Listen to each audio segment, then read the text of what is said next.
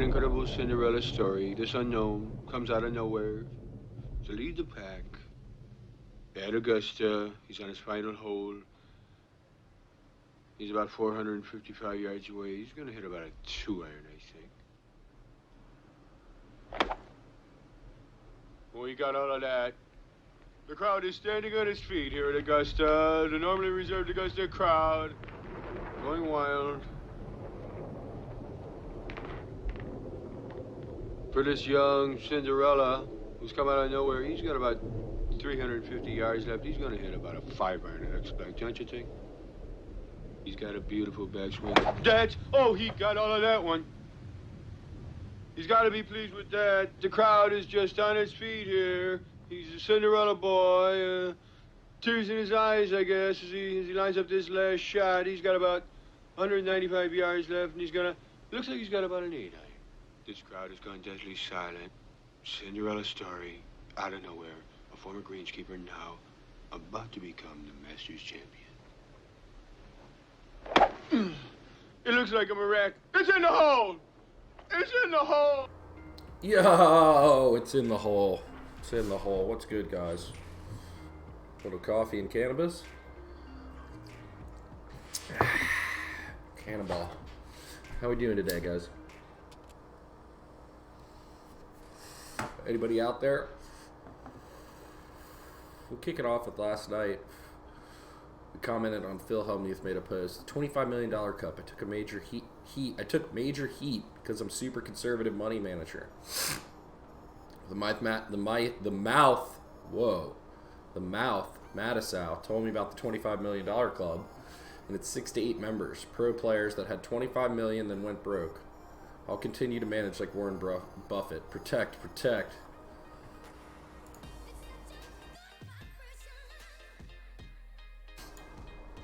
So I'm like, so you're all in on Bitcoin and you hedge with mortgage derivatives. In all seriousness, what are some hot spots for those starting to save and put money away? What are some conservative investments to you? And he goes, I keep a lot of money long-term in the stock market. Also, across 6 to 7 funds. Also, 3 to 4 VC funds like Social Capital, Anchor Loans is where some conservative poker players invest. What is Anchor Loans? I meant to look that up. I love investing small percent of my net worth in early stage companies, plus joining advisory boards. And I was like, thanks for the reply. Other people were just like,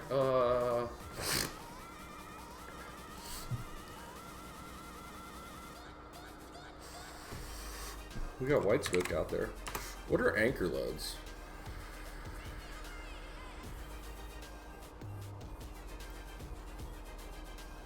What are anchor? Oh, for rehabs and shits? First loans? Anchor Loans is the nation's #1 private direct lender to fix and flip investors and the first to fund more than $1 billion in loans in a single year.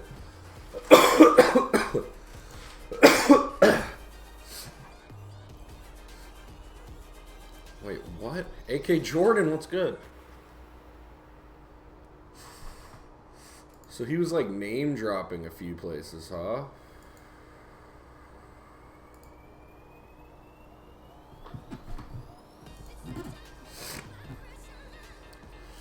He was name dropping companies there. And Social Capital. Does Social Capital have a website we can go to?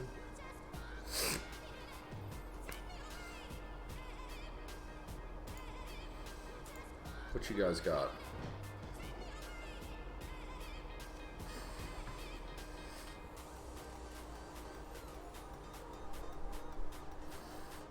Cloud Audit acquired by Dropbox.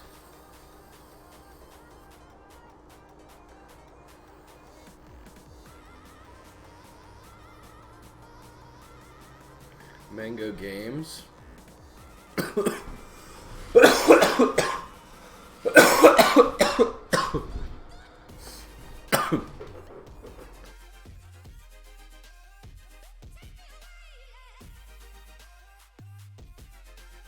Wow, they invested in SurveyMonkey, which went public.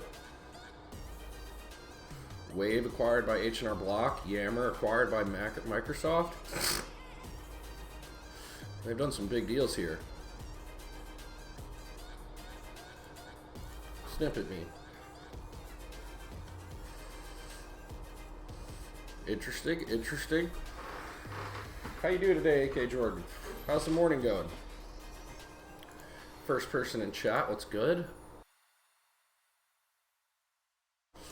We actually got a payout. And we need to put $100 in the financial sim from Twitch here. That's from you guys. That should probably get traded here shortly.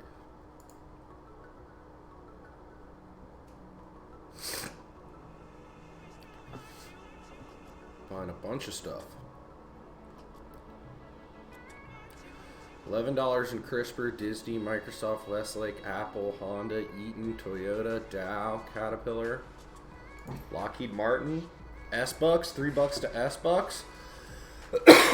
We need those coffee dividends. They're important now. They've become more and more important. General Motors, 3M, Johnson & Johnson, Delta Airlines, IBM, NVIDIA, Clorox, Eastman Chemical, United Health, Boeing, Kellogg, PepsiCo, Penske, Celanese, Novartis, PPG, Amazon, Kroger, Coca-Cola, Google, Home Depot, Tesla, Cintas, McDonald's, Walmart, Eli Lilly, Costco, Wendy's, Netflix, Cisco, Micron Technologies, Adobe, Amgen, and Facebook. I feel like that's a strong list to put our $100.22 into. Let's go. We're up $49. This is just climbing and climbing. Look at this chart. Up and to the right. Just beautiful, beautiful. $8 in dividends. I only want to see dividends only. Tell me what we got. Oh, we got some today. McDonald's. Stag. Oh, shit. Let me blow my nose.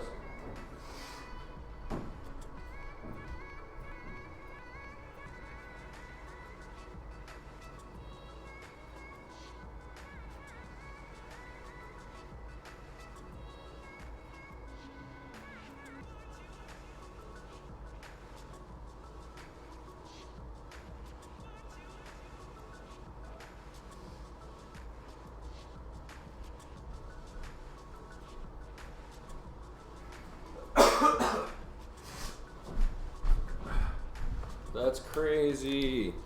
Damn, we got hella dividends today. Coca-Cola, 3 cents. 19 cents from Duke Energy. 7 cents from Kellogg. McDonald's, 3 cents. Stag Industries, 4 cents. That's a residential REIT that owns industrial properties and rents them out. So think of like gigantic warehouses, things like that. Product storage, things for logistics. That's Stag. And Wendy's. We all know Wendy's. We were talking about this the other day. I love Wendy's over In-N-Out. Love Wendy's. Wendy's pays me 3 fucking cents.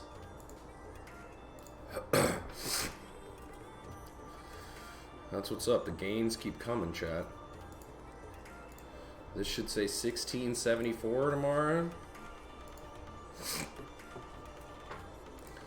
Meanwhile, over here, we are going to put some money on here.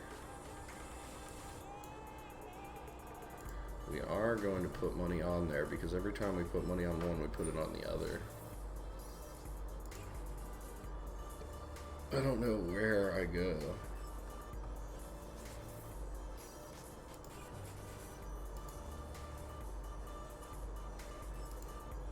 No. How do I deposit?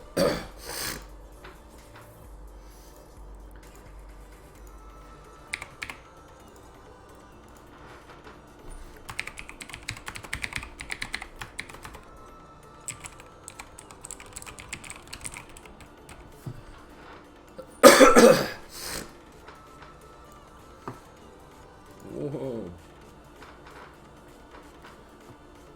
So we got the put some money on here, put some money on the M1 Finance. Let's get into the real news. The bulls are back as investors dump cash and start buying again. Wall Street survey shows. Really? We haven't hit the bear market yet, huh?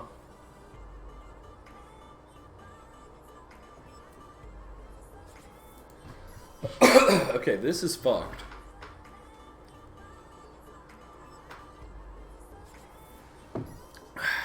As we own Boeing as a stock.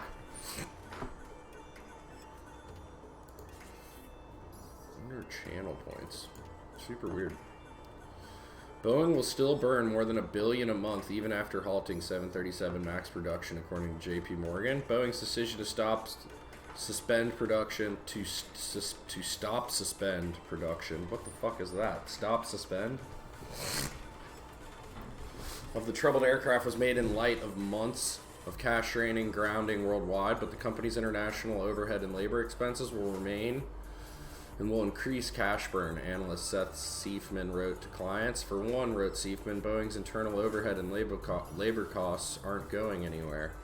Further, the plane maker is expected to support its suppliers until the 737 MAX is cleared for flight, a key expense it must endure to maintain future production capability.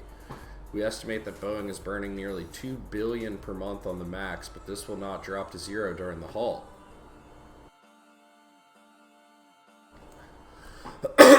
The JP Morgan analyst wrote, we expect Boeing to support suppliers, which comprises 65% of the 737 cost basis, in order to preserve labor and production capabilities. For now, we assume 50% of the supply chain cost hang around, resulting in monthly cash burn that is still solidly $1 billion. Boeing shares fell 1.3% in midday trading and headed for a fourth straight negative day. The stock in 2019 briefly turned negative during the session. Damn. Here's the thing, though. Do we think Boeing's going to go away? Like, the plane flies. It was like a systems error. You know what I mean? It was a computing and technology error. The plane is still fucking amazing. Like, Boeing isn't going to go anywhere. So is this a buying opportunity? But the bank cut its price target on the company stock to $370 a share from $400 a share. That still implies 13% upside from Monday's closing price of $327. See?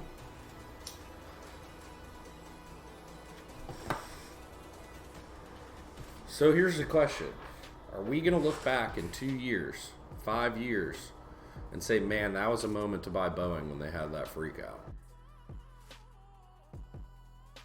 Or are we going to look back in 5 years and go, man, that's what fucking killed Boeing? You know what I mean? That's the question we have in front of us to decide on how we trade it. It's in here. Pretty sure it's in industrials. Jesus. At least we keep it low. We've lost a quarter of our investment to this motherfucker.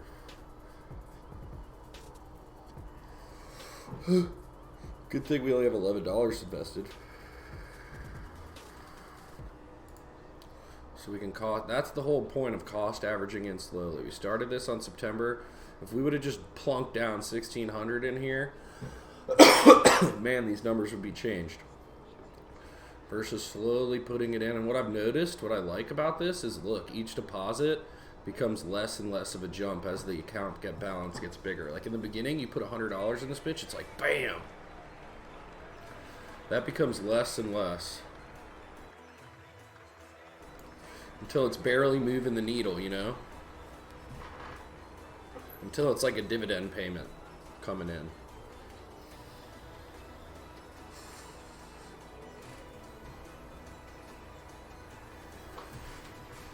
Up and to the right, though. What do you know about it? Real estate's killing us right now.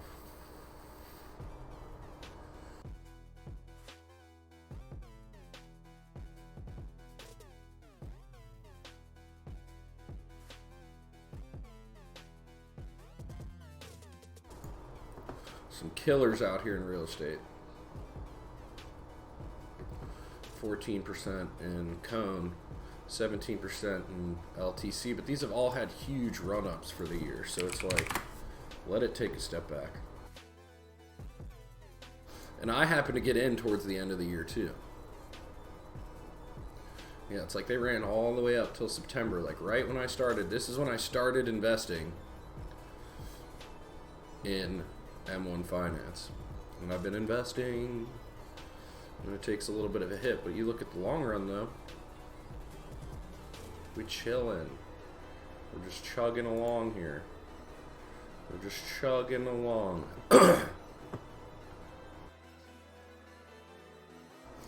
What I like about this real estate REIT Cone is it is a REIT. It's also industrial, but it does computing, cloud computing, and cloud computer storage warehouses. So they design, build, manufacture, manage, maintain giant warehouses that just house computers, big data facilities, gigantic data facilities. Well, the clouds, and they're multi-tenant, so Google, Apple, and Amazon could have control of computers in the same building that they own. Cloud isn't going away. I don't believe Cone is going away anytime soon. I think it's probably a pretty smart REIT to get into. Pays a fat dividend, 3.2%. We're still working on our growth rate here. But that's only 55%, so they're doing good. They're doing good. So I'm not giving it up. I'm not scared. I'm not scared of the little bit of a dip I've seen here. Digital Realty Trust, they do the same thing as Cone. LTC Properties. Now this is a real estate REIT, but I don't know exactly what they hold.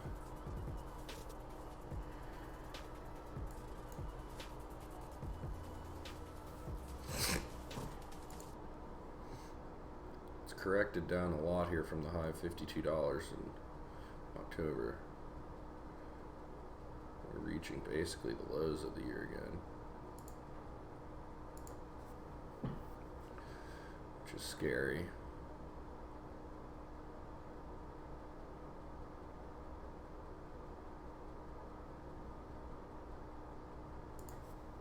Risk bound. Healthcare REIT.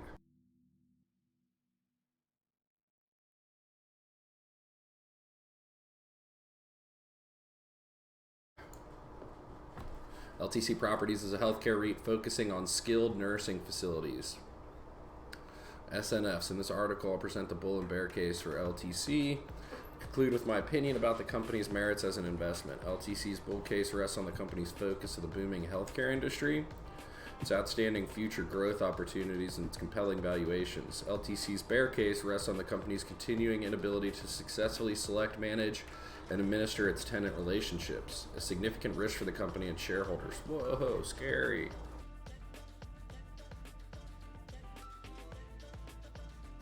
I read that and it doesn't sound like they're making good decisions as managers. Though I can see merits of an investment in LTC, I believe that the company's risks and negatives outweigh the potential returns. LTC is currently a hold at best. Whew. LTC is a healthcare REIT focusing on skilled nursing and assisted living facilities with a smaller number of properties servicing clients in the broader healthcare industry. LTC does triple net leases, meaning that the company's tenants are responsible for property taxes, insurance, and maintenance expenses. Net lease contracts significantly reduce investor risk and volatility, although companies with the leases generally have less upside as well.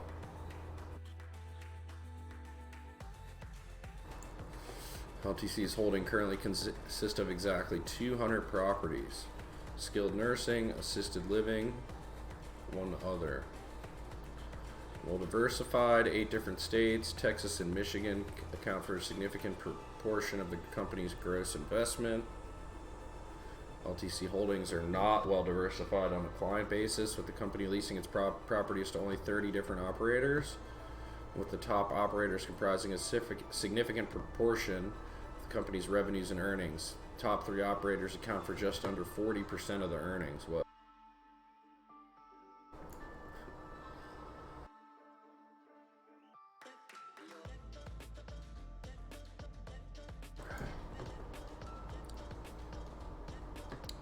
LTC's lack of client diversification is a huge downside. Mostly owns and leases its own properties, but also finances the mortgages of some of its clients. Is really.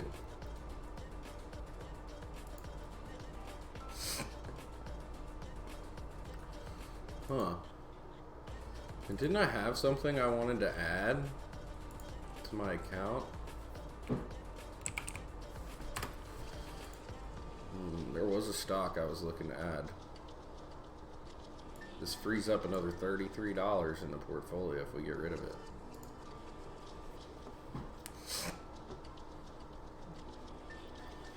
Take a little bit of a loss on that.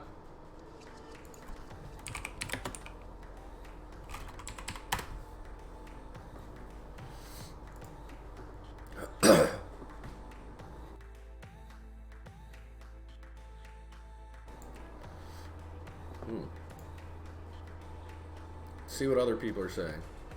Tends to be popular with investors for good reason. Some research suggests a significant amount of stock market returns come from reinvested dividend, yet sometimes investors buy a stock for its dividend and lose money because the share price falls by more than their earnings and dividend payments.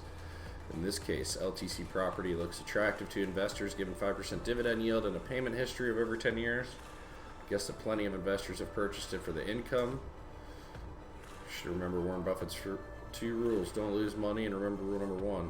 Run through some checks below to help with this. Payout ratios. Dividends are usually paid out of the company's earnings. Hold on. Blow my nose again.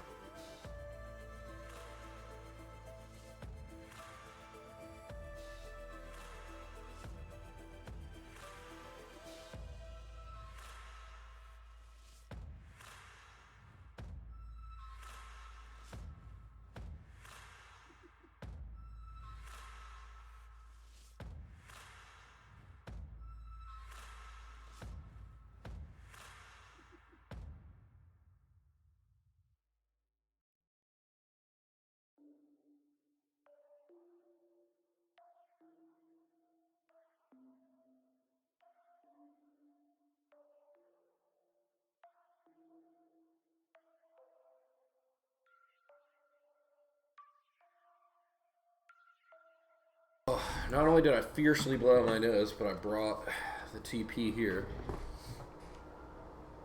so that I can do it again without leaving. God, my nose is all fucked up right now. Dividends are usually paid out of company earnings. If a company's paying more than it earns, the dividend might become unstable. Hardly an ideal situation. We all know that. LTC Properties paid out 74% of its profits as dividends over the 12-month period. Payout ratio above 50, but it's a REIT, so it should be above 50. So that's stupid. Another important check we do to see if the fresh cash flow generated is sufficient. The company paid out 74% of its free cash flow, which is not bad. Press E, but does start to limit the amount of cash has to meet other needs.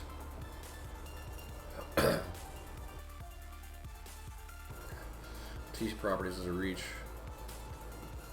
An investment structure that often has different payout rules compared to other companies. It's not uncommon for REITs to pay out 100% of their earnings. See? So then, what the fuck? LTC Properties has a meaningful amount of debt. We need to check its balance sheet to see if the company might have debt risk. A rough way to check this is the 2 simple ratios. Net debt divided by EBITDA, earnings before interest, tax, depreciation, and amortization. And B, net interest cover, net debt to EBITDA. Dividing this company's net expenses, interest covers 3.93 times its interest expenses, starting to become a concern for LTC Properties. Be aware that lenders may place additional restrictions on the companies as well. Dividend volatility. Before buying a stock, we want to see if the dividend's been stable, if the company has a track record of maintaining its dividend. For the purpose of this article, we only scrutinize the last decade of LTC Properties dividend payment. The dividend has been stable over the past 10 years, which is great. We think this could suggest some resilience to the business and its dividend. During the past 10-year period, the first annual payment was $1.59 in 2009 compared to $2.28 last year. Dividends per share have grown at approximately 3.9% per year over this time. Slow and steady dividend growth might not sound that exciting, but dividends have been stable for 10 years, which we think is seriously impressive. Dividend payments have been consistent over the past few years. We should always check if earnings per share are growing. LTC Properties has grown its earnings per share at 9.7% per annum over the past 5 years. Earnings per share are growth at an acceptable rate, although the company is paying out more than half of its profits, which we think could constrain its ability to reinvest in the business. But it's a REIT, and we know that it should, to be able to get the tax benefits that they do. So I think this is good. I think I'm trying to shake people out here. I'm not being shaken.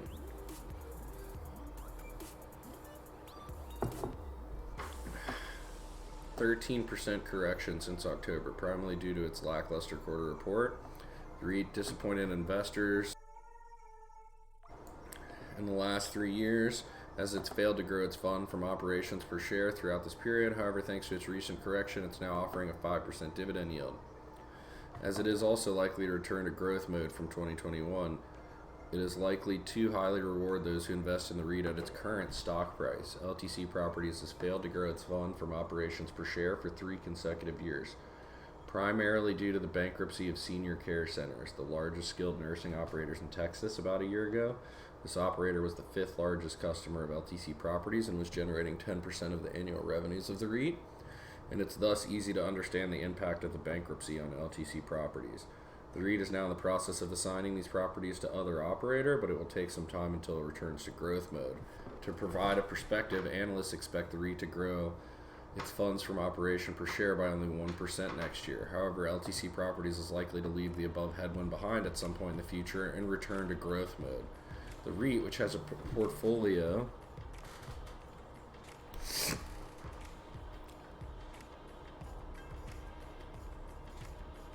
I had it too.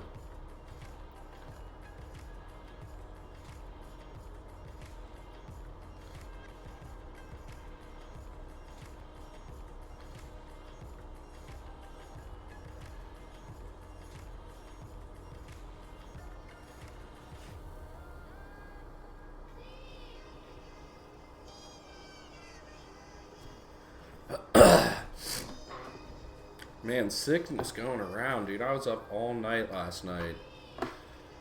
Oh. It was awful.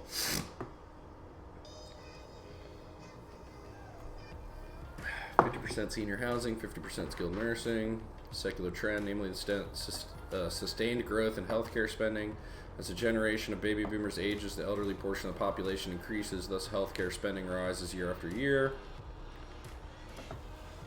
Important to note that LTC Properties has most of its properties in the states with the highest projected growth group of the population above 80 years old in the next decade.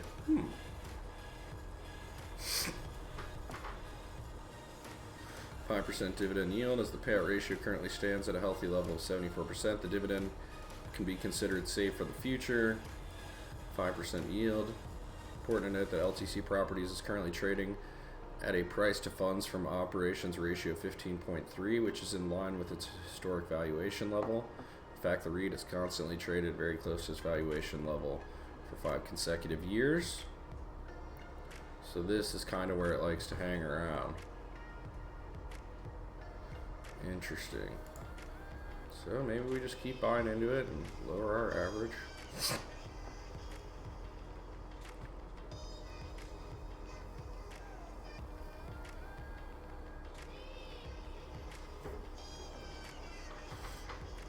Ventross here. I think they do the same.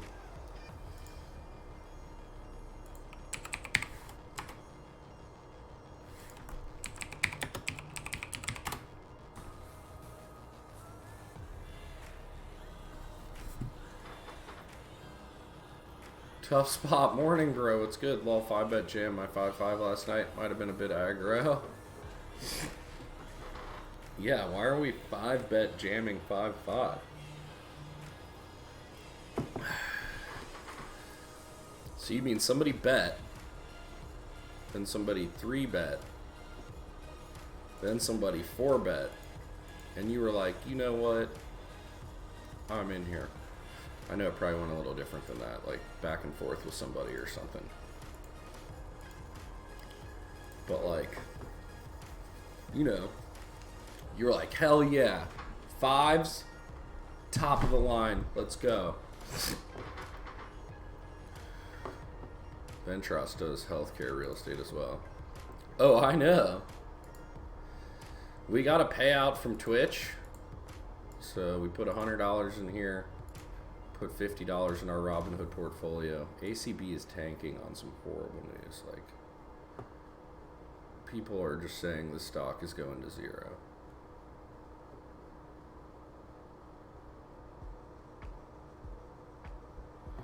Like, it is just, they are just beating this stock to hell.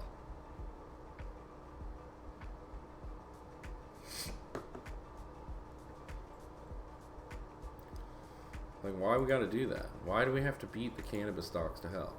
And then CGC, look, they were like, we wanted to go green, but no. You motherfuckers gotta drag us down. Are we gonna see $1 again? Do we test all the way down to $1?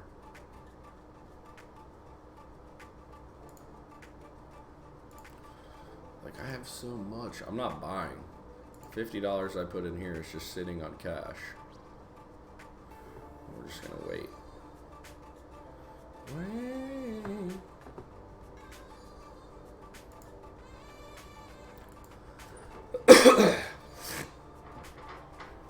Okay, congrats on the payout. We do things. We do things out here, Tough Spot. That's all you guys. And that's why I put the majority of it in here. Safe. Safe. The $50 that I put in here is actually my personal money. The $100 payout we got, bow, right here. Safe, dividend paying, the future of continuing to do this. Did you win last night? Nah. We cashed. We cashed and, oh yeah, there's no delay. I don't need to type it out. We cashed and we did good. We played well. Somebody sucked out on us. Or no, wait. Somebody did suck out on us one hand. Where we were ahead. We had them dominated ahead. And they like turned 2 pair on us. When we got it all in on the flop ahead. And then the last hand, we were in the big blind with Jack 9 of hearts. And somebody called and the flop was 8, 9, 10. And they happened to have Queen 10 to call off when we jammed our pair in a open-ended straight draw. And they had the straight blocker and the better pair. But we had like nothing left. We had 10 bigs.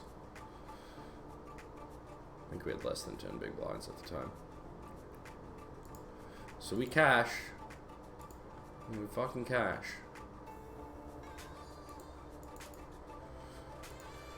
We got a little money in the account to continue with for today, you know what I mean?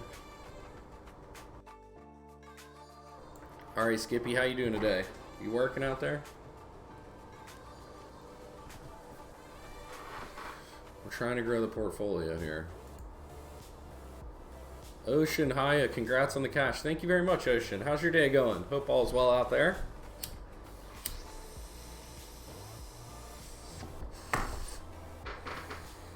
But I mean, is it bad that I show you guys? I like to show that, like, the money I get in donations and subs and from Twitch and shit, it doesn't go to gambling. Like, it's going to, well, I guess this could be considered gambling too, but a safe dividend generating portfolio that hopefully allows me to stream more often, you know what I mean, right? Hopefully. That's how I justify it in my head.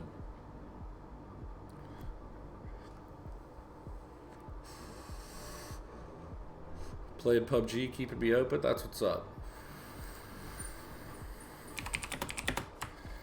I'm gonna send the raid your way, RA.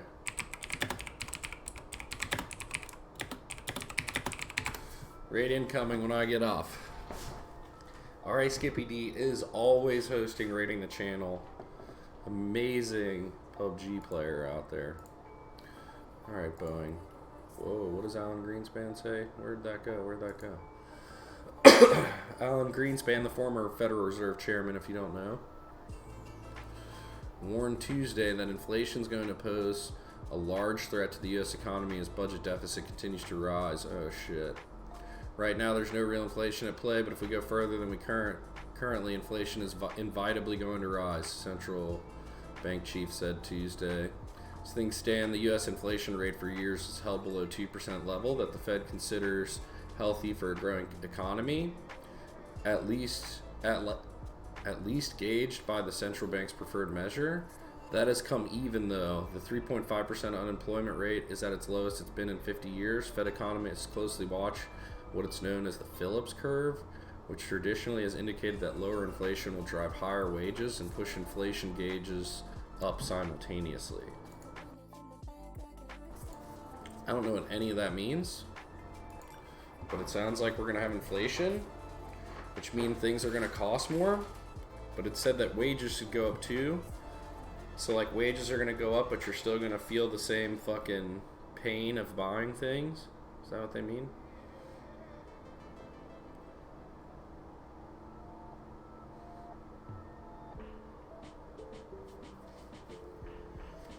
Damn. Bed Bath & Beyond, they're going to make a comeback? They better get online. Mark Triton. Bed Bath & Beyond's new CEO is making it clear he means business, as he's been tasked with turning the embattled retailer around. When's the last time anybody's been to a Bed Bath & Beyond? Ocean? When's the last time you've been to a Bed Bath & Beyond? I'm going to ask my girlfriend, my fiance. She's asleep. I don't want to yell about Bed Bath & Beyond to her. She'd probably come down here and slap the piss out of me if I woke her up in Bed Bath & Beyond. The home goods company announced Tuesday morning in the midst of the holiday shopping season that 6 senior executives are being ousted. Holy shit. It's his first major maneuver since joining Bed Bath & Beyond from Target. His first day on the job was November 4th. Holy shit. Maybe never? See? Bed Bath & Beyond's fucking out. Like, this dude ain't gonna turn around. One dude ain't gonna turn around. What's he gonna do? Ain't nobody walking into Bed Bath & Beyond. Why did he leave Target? Who leaves Target, yo? You were at Target? Like, if I ask my girlfriend if she shops at motherfucking Target, I guarantee she stepped foot in a Target in the last 30 days. So, like, why would you go from a good company to a shitty one? They must have paid up. They must have been like, look, bro, as CEO over here of Bed Bath & Beyond, you can pillage the bankroll. Pillage it. Take it home. We're going bankrupt. This is the first number of important steps we're taking, the CEO said. Include the company's chief merchandise officer, marketing officer. That guy should have absolutely, guy or girl should have been gone. The marketing officer, because they're failing. Digital officer, failing, should have been gone. And its general counsel, chief administration officer. The company's chief brand officer had already resigned last week.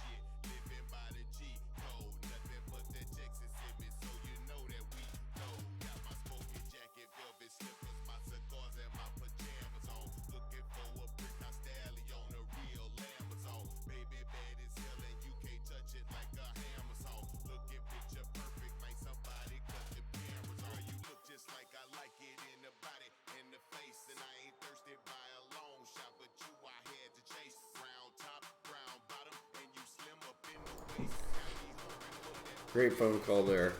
Helped a buddy get a job, that's what's up. RPG Fireball. Like for drinking? Ooh. Ocean, what's good? What's good? That thing looks dope. That was limited time. Yawn just woke up and I'm only here for the weed, so what's up? Let's fucking go, Stacks McNasty. His first number of important steps he's taking as CEO of Bed Bath & Beyond. He knew it wouldn't be an easy turnaround at the retailer. When he agreed to take over this role, it wasn't going to be the same quarter after quarter of sales growth he had grown accustomed to while at Target. No shit, at least he addresses that. Bed Bath & Beyond has seen a 3-year decline in same-store sales, while its sales growth has declined for 3 consecutive quarters. Net income has dropped for 10 straight quarters. Sounds like you're going out of business. The company, which also owns Bye Bye Baby. What the fuck is Bye Bye Baby? Never heard of it. World Market? Fail. Has more than 1,500 stores across the U.S. at a time when more consumers are turning to the internet to buy things. Bed Bath & Beyond has to compete with Amazon, which it's fucking not doing. Offers most of the same merchandise, if not more, online. You're fucked. But analysts say if anybody can fix Bed Bath & Beyond, it's this guy. He previously served as chief merchandising officer at Target, so he knows how to pick good shit.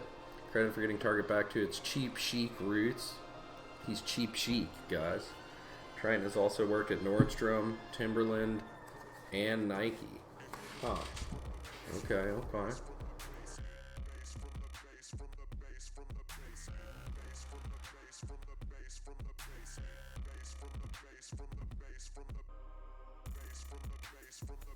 You guys don't want to see the nose blowing action. I don't know. Sounds kind of failing. You won't catch me buying any Bed Bath & Beyond stock anytime soon.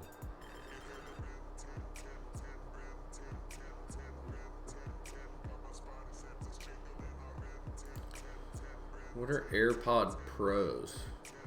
Apple's new AirPod Pro headphones, which launched in October and feature new noise-canceling technology and a new design, are completely sold out online ahead of the holidays. Analysts predicted this. Now it shows that Apple clearly has another huge hit on its hand.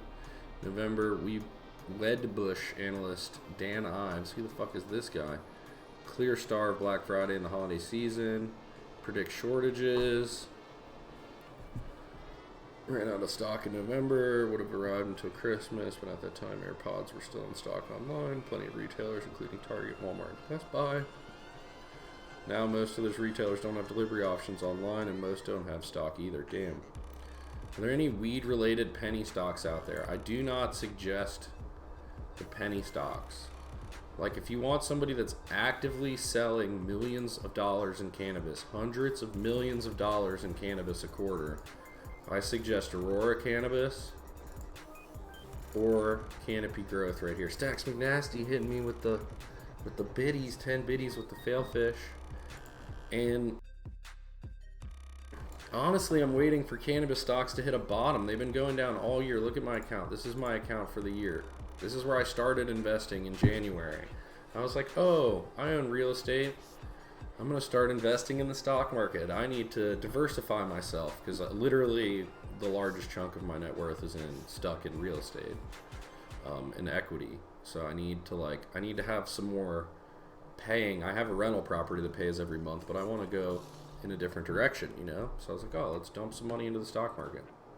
Looks like my poker graph. Same with mine too. So I started pouring. The majority of this portfolio here is in CGC and ACB. And as you can see, I'm down $4,700 this year. I had like $1,200, almost $13,000 in this account that I've put in over the year. And that's what made me start this M1 Finance account that I started. I started this September because I was tired of seeing the pain of cannabis stocks going down. And I started this and just chose tons of conservative. This is 100 different stocks cut into these sectors. On M1 Finance, you cut it up to a pie and it auto reinvests. Looks like my PLO graph. See, this is where it's at. Up and to the right, up and to the right. Nothing but gains. Pays dividends. We only have $1,500 in here. We've earned $8 in dividends so far. Activity. You know, today alone we owned a bunch of dividends. Look at these dividends rolling in on the 16th. Coca-Cola, Duke, Kellogg, McDonald's, Stag, Wendy's. You know, on the 13th, 3 days before, Step In, O Realty, Dow. The day before that, MM. This is like almost all December right here. How do I make it go further back? That's not all the dividends I own. Look at this. There's 2 pages of December dividends in here. Like it's dollars I've earned in dividends at this point for December. Maybe $2.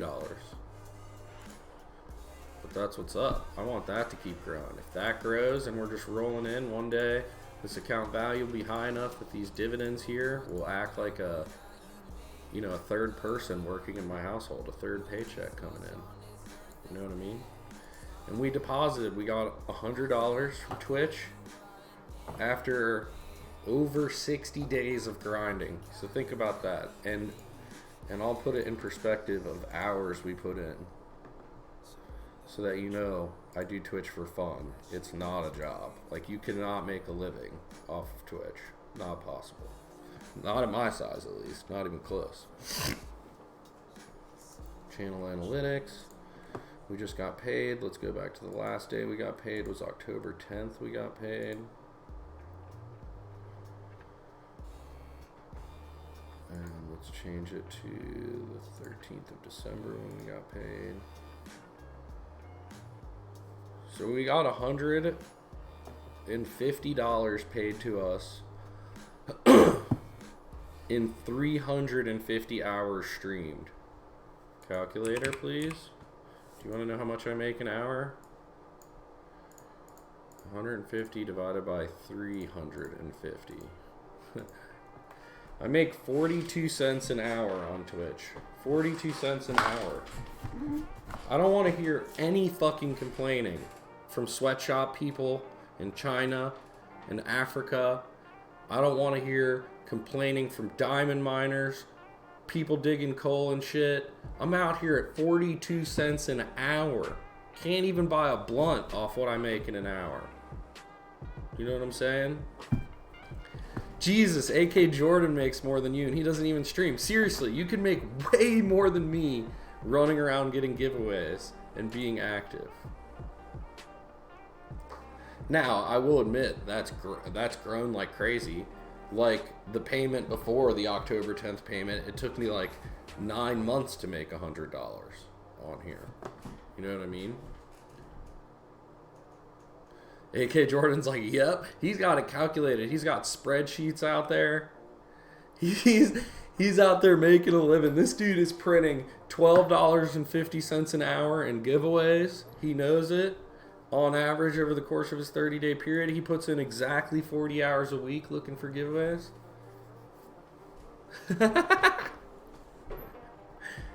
So you can see, we definitely do this. We do it for fun. You know what I mean?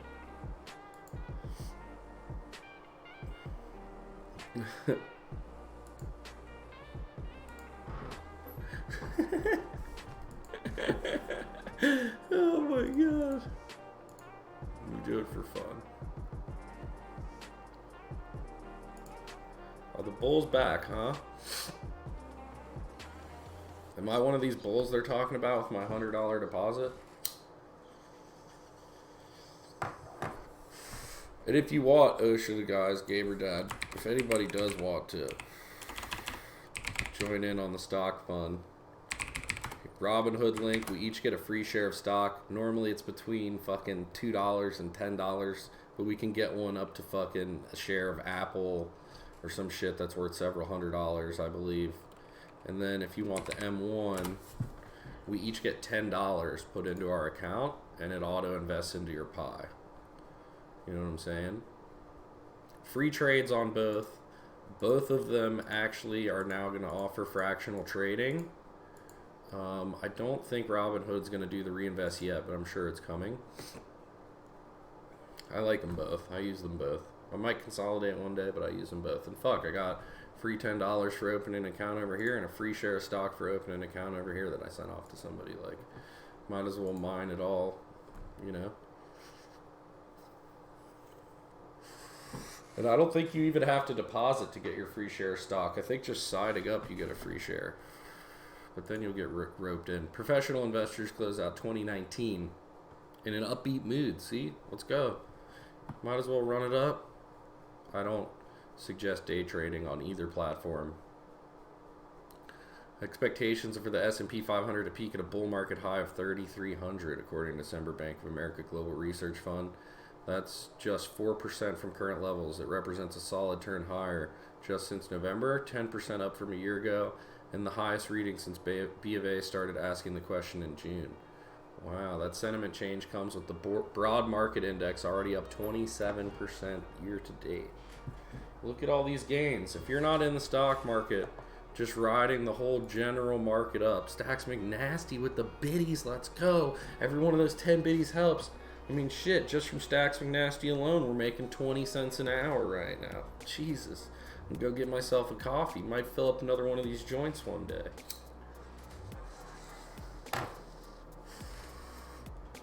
Steady, just ride the market gains. This is my financial sim here. There's 100 different stock holdings in here. They average a 2.7%. And look at the performance. We're just cruising gassy. Somebody has to make the 8 cents an hour up for AK Jordan. That's why we have to do these stock streams, to offset all the money we give AK Jordan during our poker streams. We have to do these stock streams. No, I'm just kidding. The reason I do the giveaways during poker streams is that I earn some money from ACR for playing. So I feel like during poker streams, I want to give back that money. And it's based on viewership. It's based specifically on viewership. Like, it's all public info. ACR Stormers. This is literally how I get paid as a Stormer. And it's all in tournament dollars that we have to play through. You know what I mean? But this is how you get paid. What is a stream hour? It combines the average viewer and hour streamed. For example, if a guy has an average 100 viewers on his stream and streamed only ACR for 10 hours in a month, he'd get a total of 1,000 stream hours. And so here's how it pays out. Level 1, 15 tournament bucks for every 100 view hours streamed, plus a $25 bonus tournament bucks for the 1,000 view hour mark when you get there. Level 2, 20 tournament bucks for every 100 view hours streamed, plus a $50 bonus if you hit the 2,000 viewer levels. So this is all just pennies, bro, pennies. And I never have enough viewers. Like, it takes me a whole day, a whole shift of streaming just to get 100 view hours. So I spend way more playing poker than I do getting paid for from ACR, and it's a great incentive. You know what I mean? Level 3 goes to 25 bucks and $50 when you hit the $3,000 bonus. Level 4, it's 30 tournament bucks for every 100 view hours, plus a $75 bonus for 4,000. And then it gets interesting. All that's accumulative. Plus, if you hit 5,000, you get $1,500. I have not hit 5,000 yet. My God, that's the dream. And if we somehow made it to 10,000, we'd get all that plus $3,000. My God, the dream. Now here's the problem, is to increase viewership and things like that, you got to go up and buy in. And going up and buy in means you have to win to get any of this money out to actually pay your bills. Literally all it is right now is to help you have content. It helps me have a lot of content, and I got to win the money out.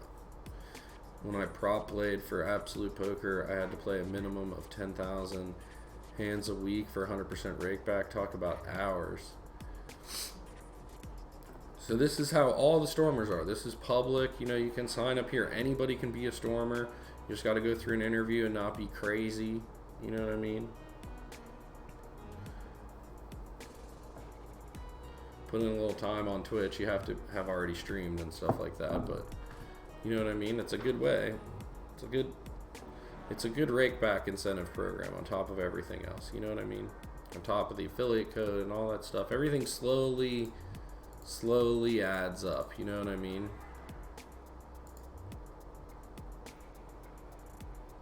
What? Who does those interviews? Half of those people are crazy.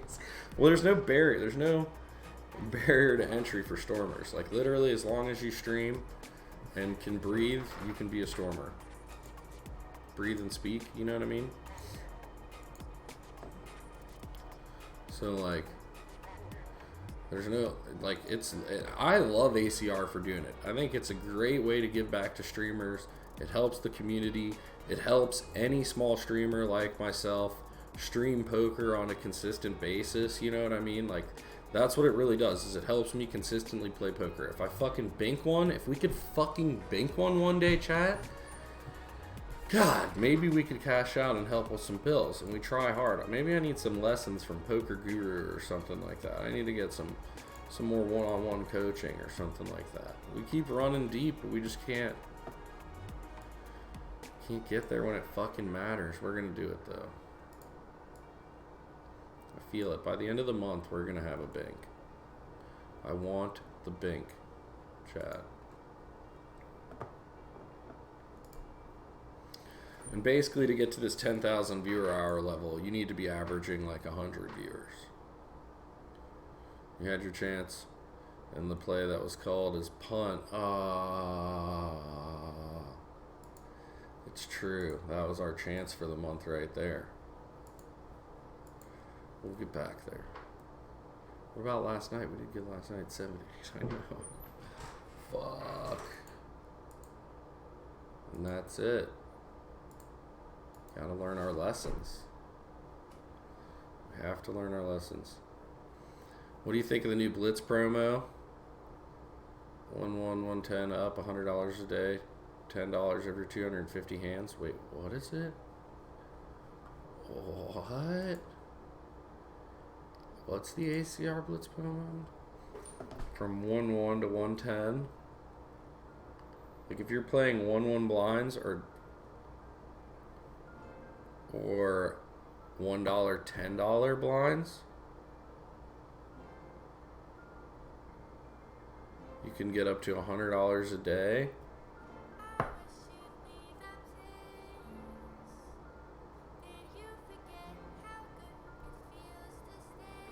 It's a reload bonus. Wait, what? What is it? So if I grind Blitz Poker right now,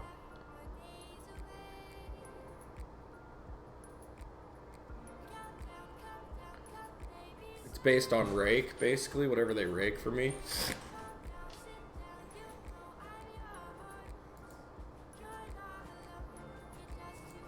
$0.50 a dollar. Am I supposed to be over here? Click on the promo tab.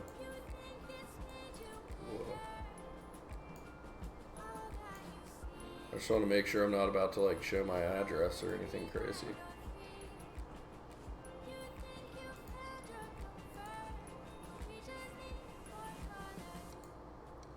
Take me to their website.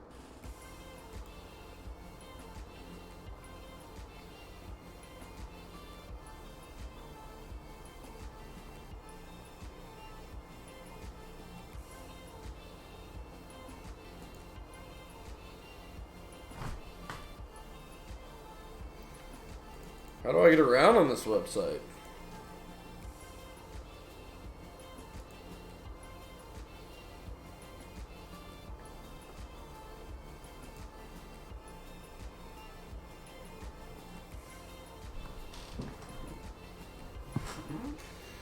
New Year's resolutions to make more money by 2020. Our Blitz Bonus Builder promo has you covered from January 1st until January 10th. You'll earn $10 bonus cash for every 250 Blitz poker hands you're dealt. Whoa. Earn up to $100 bonus cash daily, $1,000 total. Just make sure you opt in and activate your Blitz Bonus Builder to qualify. And then hit our Blitz Poker table, start building your bonus. It doesn't matter if you sit down at 5 cent, 10 cent, or $5, $10 tables. You can build your bonus at any time. Really? And it's based on hands. And you can do it at 5 cent, 10 cent. Super easy to build your bonus. In fact, you don't even need to play all your hands to score your bonus cash. You'll qualify for this promotion even if you fold repeatedly. That's right. It's possible to fold 250 straight hands to build your $100 daily bonus. Well, you need to play Blitz Poker to build your bonus. You can release your bonus at any cash or Blitz Poker table. What? This is like free money. Is this free money? Blitz Poker brings you lightning fast action at every turn. That's because whenever you have fold a hand, you'll instantly be seated at a new table. We know what it is. We love it. Terms and conditions. Wow. Important. The release rate of the bonus is $25 for 875 APs, and players will have 30 days to release it. So you earn it. So you have to rake it in Blitz to earn it. And then you have to release it over the next 30 days in 25-day increments. For 850 AP, I'll never earn that much. So you gotta be cranking. And that's 875 AP for just...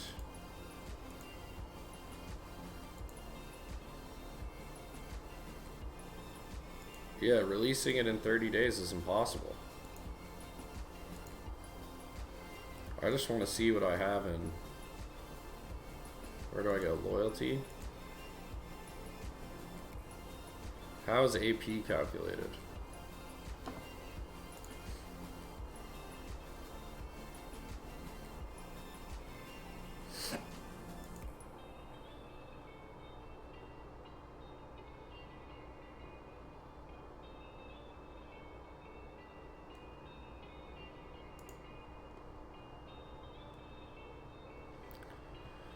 Man, I don't give a fuck. Alright, just tell me. 1 CP earned for every 1 RP earned. What is AP though? I want to know what AP is.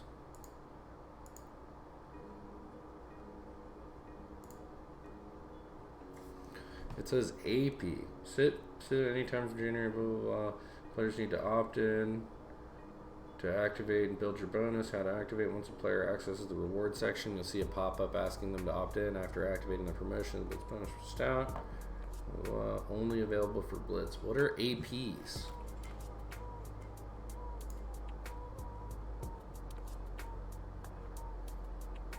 Should we tweet at Phil Nagy right now? I already don't like that the menu's over here. Like, I was like, where the fuck do I go? It should be right there. Instead of hidden on the top right. This is a new site. They wanted to know if people could find anything. 2001 winning poker. Oh, this is like a timeline. Open doors, worldwide players, 2001. Joined winning poker network. Oh, so that's ACR's timeline. Launched first weekly beats points race in 2020. Hosted first $1 million guaranteed tournament in 2014. 2015 began accepting Bitcoin. 2018 launched the Cage live in Costa Rica. Really? Posted record minting $6 billion minimum. People behind the fell.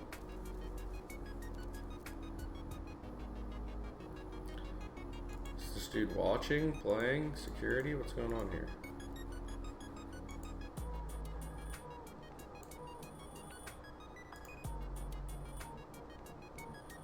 Hot, the Cage, Blitz.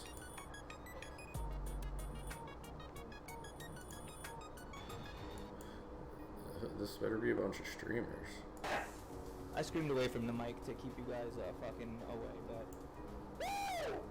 but... Ryan Apollo, poker guru here. Let's go, baby. Cannoli? I don't know who that guy is for real. I know he's like a pro and stuff. I just don't know him. I don't know who he is. He's probably good. I'm not hating. I just don't know. Andy Milanakis. Yes, dude. Just have clean one time. Just have clean one time. Let's go. Yeah, baby. Our boy Lone Car. Our boy Bet on Drew and Thirsty.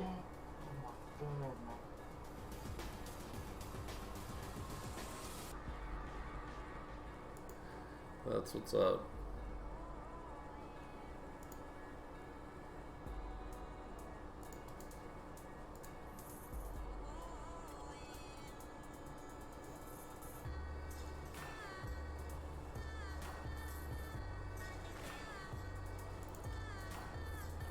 A lot of shit going on here.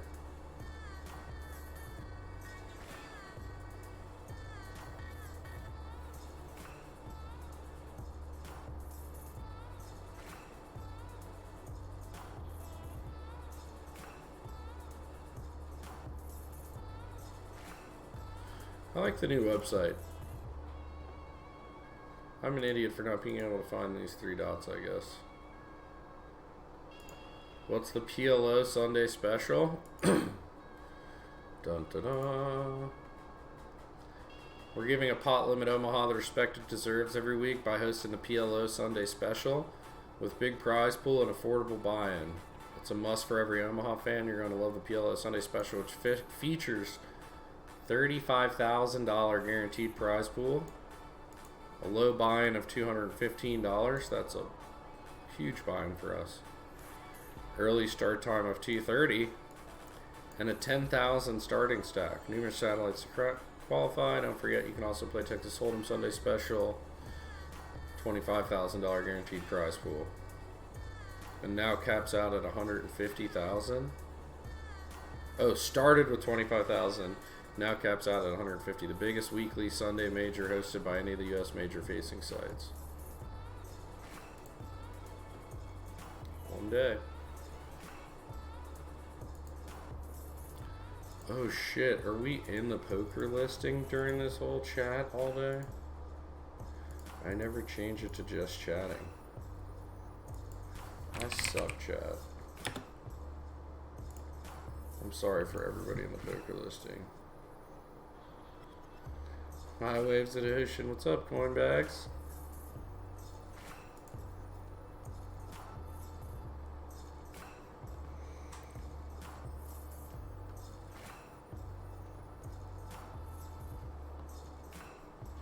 Oh, the bulls are back and buying equities. Oh. What's going on? What else is in news?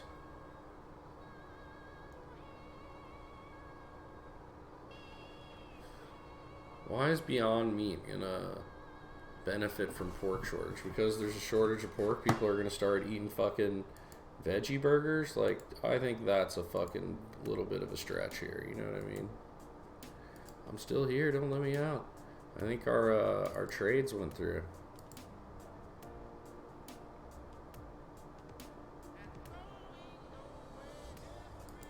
Did it go through? Oh, maybe it didn't go through yet.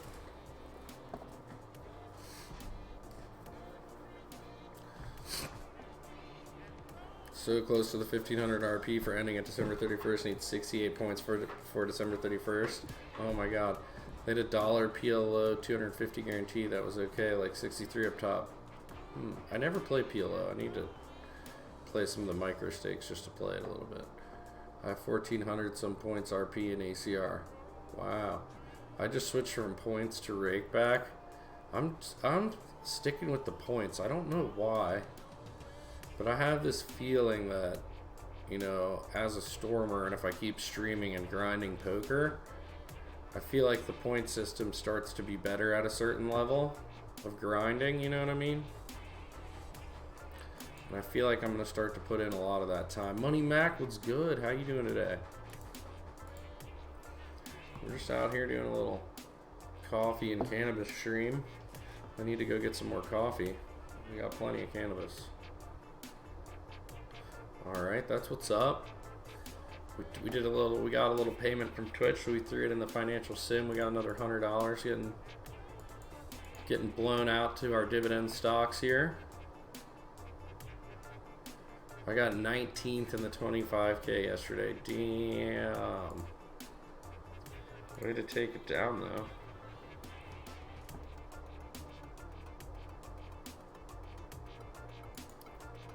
What? The hacker behind your company's data breach may be sitting right in the next cubicle?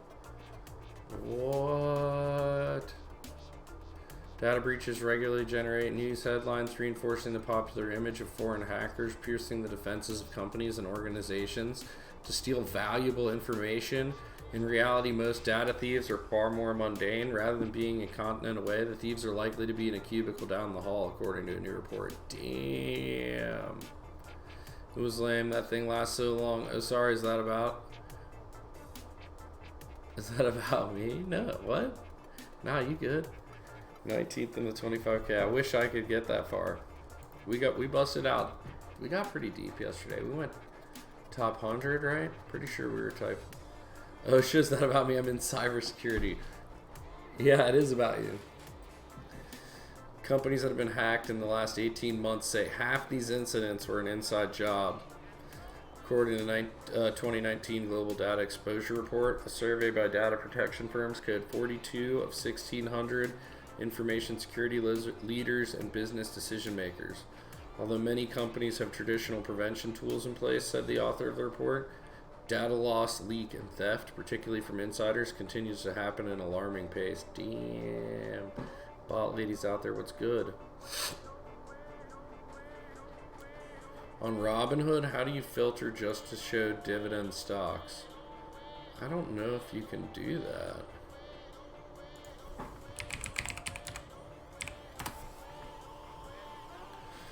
To research stocks, I would use something like Seeking Alpha. And go to screeners.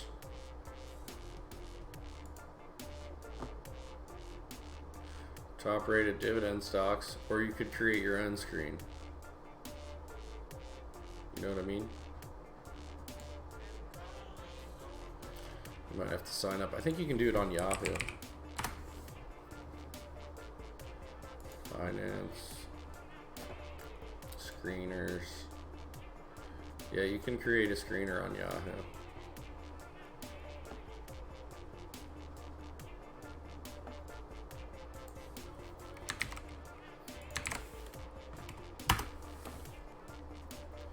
Seeking Alpha. Screeners. Yahoo's actually pretty up to date on the info, especially for dividends and stuff like that. I trust Yahoo showing dividends and stuff like that. I mean, that's stuff that just gets reported, put in a database, and all these places just scrape it. You know what I mean? Like scrape the info. It's not like there's a human manually putting any of this in. You know what I mean?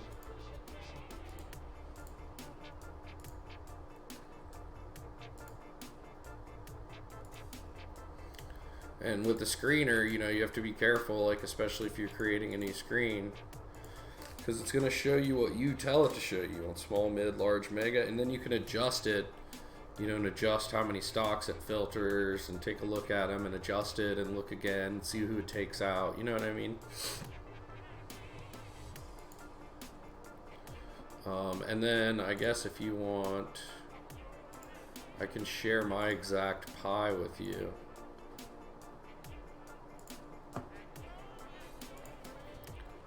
This is my exact pie on M1 Finance.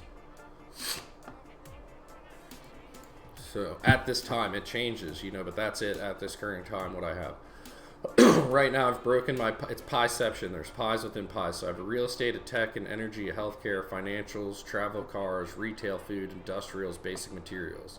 Let's click on retail food over here. So we've got Starbucks, Target, Kroger, Vail Mountain Resorts, Kellogg, Pepsi, General Mills, HD, Home Depot, Coca-Cola, Walmart, McDonald's, Cintas, Costco, Constellation Brands, which owns,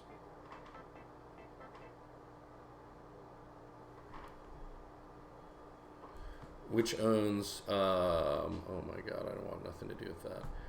Which owns Corona and Modelo and Wendy's. So that's basically all the retail and food stocks. And then it's weighted, so I have 8%. At this time, I want it to get to 8%. Actually, I started out much higher. I put 22% into real estate, so right now it's weighted higher. But every time you deposit in here, it just spreads the money according to the weight. As you can see, this dotted line around here, that's where I've set where I want everything to be weighted even. And I'm overweighted in real estate. As you can see, it's past the line, and I'm underweight and almost everything else because I toned it down. you know, I was overweight real estate and utilities, and I wanted to be a little bit more gambly and put more of my money into tech stocks and stuff. Like over here, I'm a really big fan of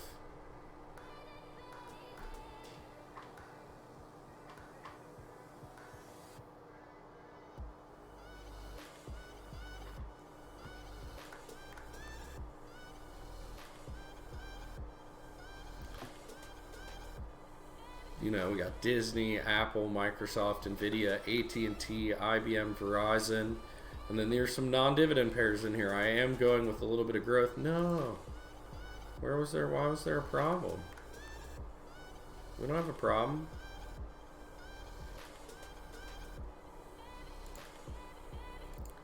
Do we have a problem? Maybe we do have a problem, chat. There we go. We have Amazon, Google, Netflix, Tesla's in here as well. Where the fuck is Tesla? Oh, they're in the car section. So we do have some stuff for growth. Of course, it doesn't work. There's probably a bunch of people logging on to check their portfolio after morning trades.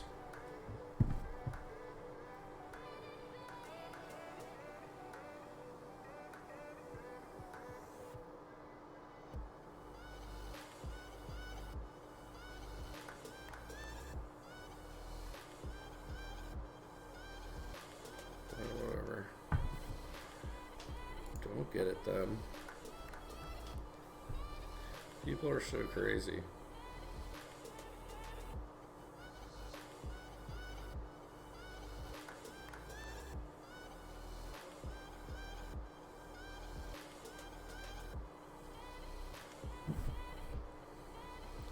People are crazy.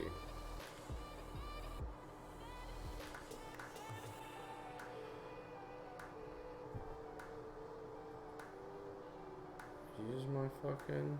Oh, won't let me. Whatever. Over here, the cannabis stocks are tanking. Don't do it. ACB is just taking a shit. Down 7% today. And the day's not over yet. I don't suggest getting into cannabis stocks yet. If you haven't already started a position, I wouldn't start one yet.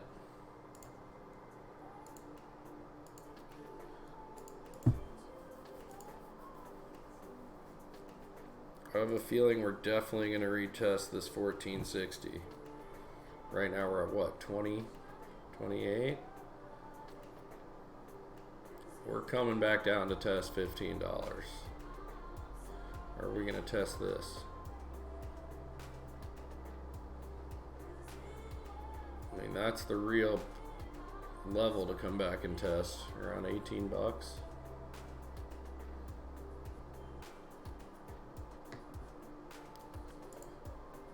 I mean, looking at the yearly graph, it looks like we're finding a bottom, right? Looks like we get a nice cup here. And then a handle where it starts to consolidate afterwards, right? It's called the old cup and handle. But we don't know yet. Look at where the stock started. 2018, May. God, you could have hit a fat lick. It opened up right here. They have to prove themselves. These people have to prove themselves. ACB has the cheapest cost of production. I think they're sub $1 a gram to produce cannabis. That's pretty fucking amazing. CGC produces at $4 a gram. It's taxes on top of all that. That's what's killing them. And then I believe like Ontario's population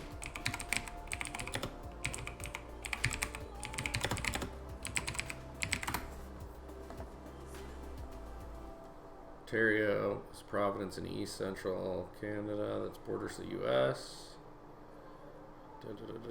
It's got the majority of fucking people in it in Canada.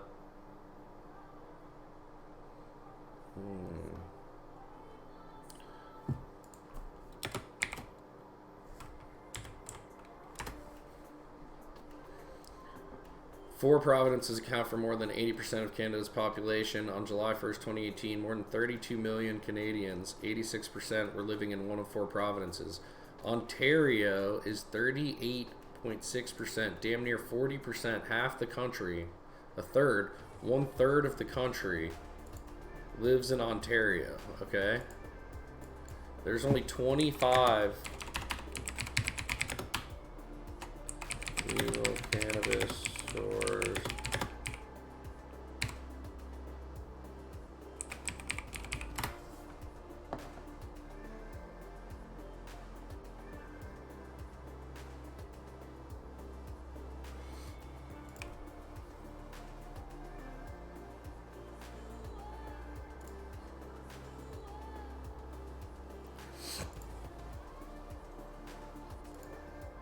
An hour ago.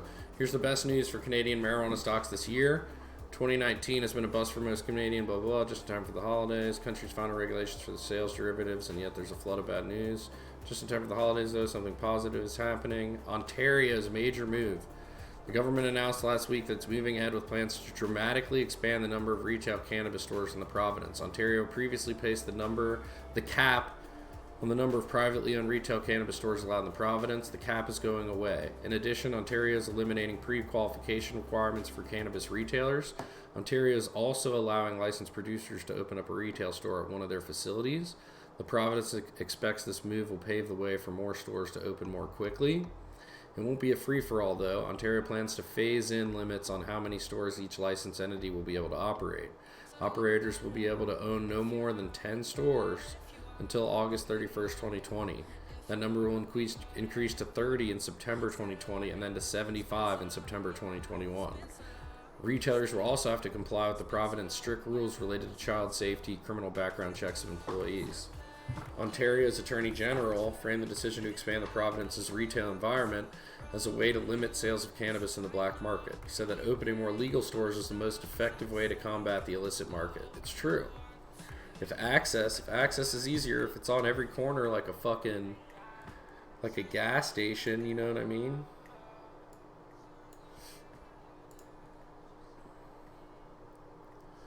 Better later than never. Ontario's been something of a whipping boy for the cannabis industry. Most of the biggest Canadian producers are pointing their fingers squarely at the province as the key reason for cannabis industry woes. Aurora, for example, brought up Ontario 10 times in the company's fiscal 2020 quarter conference call. Canopy Growth CEO Mark Zulik said his company's latest quarterly call that the inability of Ontario government to license retail stores right off the bat has resulted in half of the unexpected market in Canada simply not existing.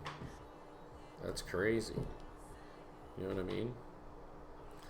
But Canadian cannabis operators are cheering Ontario's announced efforts to increase the number of retail stores. Even before last week's announcement of details of its plans, Canopy Growth Zulukin, I don't know how you pronounce his name, expressed his company's sense of relief that the province was committed to opening more retail stores. Canadian cannabis. Some of the 42 cannabis stores in the initial wave of the expansion will open for business in December. See, that's huge. So when they report next quarter, their sales are going to go crazy. And they already grow like crazy. I think they grew like over 100% year over year last quarter. Like, it's just a matter of time. I think we get through another quarterly report. These guys need to prove themselves. Aurora produces it the cheapest. I mean, they're gonna get rid of the black market. The black market will die in the future. Like, I always put it this way, not everybody's going to the fucking moonshiner to get their liquor anymore. Like, there was a point in time where alcohol was illegal, and everybody had to go find a moonshiner and buy it on the black market. And I bet you when it became legal again, there was a little bit of a black market, legal market struggle, but in the end, the legal market balances itself and weighs it out, because there's no point to be fucking, committing a crime. No point to risk going to jail, you know what I mean?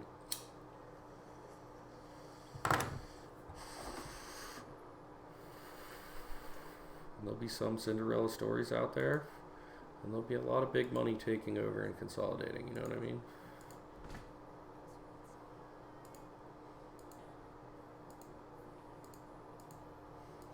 And that's the way it'll go from there. Did we ever never go back to this? Despite the alarming trend, companies are ill-prepared for insider cybersecurity threats. This is all about hackers or from the inside. Behind the surge of inside jobs, a major contributor to the surge in data breaches by insiders is the shift in workplace retention rates. Employees today change jobs often and are less loyal, coupled with the fact that companies have not adjusted their data precaution protocol to this new reality, said the report. Chances are people in your organization are job hunting. In 2018, 40 million employees in the U.S. quit their jobs, and the number continues to rise, said the report. Unlike past generations, A.K. Jordan, what's good, of American workers who stayed at their jobs for decades, today half the labor force is looking for a new job. Damn, that's crazy. Is it possible for this to be our job? Could I just hang out with Chad all day? I don't ever want to quit this. Unhappy employees want to do harm can create a backdoor to access valuable company data after they leave. Chief Cybersecurity Officer at Carbon Black, a digital security startup acquired by VMware earlier this year for $2.1 billion. These insiders typically have knowledge and access they shouldn't have. Tips to prevent an inside attack. Companies need to be more in tune with today's job hopping generation. That they've taken company data with them when they left the job. I mean, yeah. Getting your badge and your laptop back when you leave a company, yet no company has a process for retrieving the data you take with you. Well, how are you going to do that? They're doing the job. They get some of that data goes with them. It just is what it is. I mean, they should obviously be taking like client payment data and shit like that, but bro, if you hire a salesperson and they do sales forever, they're gonna fucking learn who the clients are and how to sell.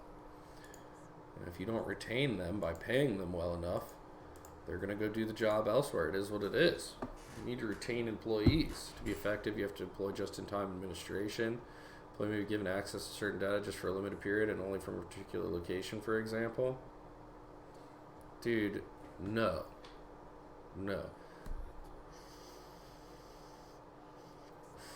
Cybersecurity firms have touted the use of artificial intelligence to help detect intrusions.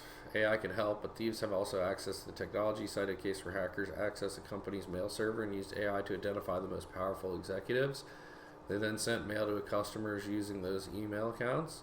The act reflects a rising trend of using companies' infrastructure to attack its customers and damage an organization's reputation and brand. Wow. Never thought about that. Companies attacking each other. Crazy.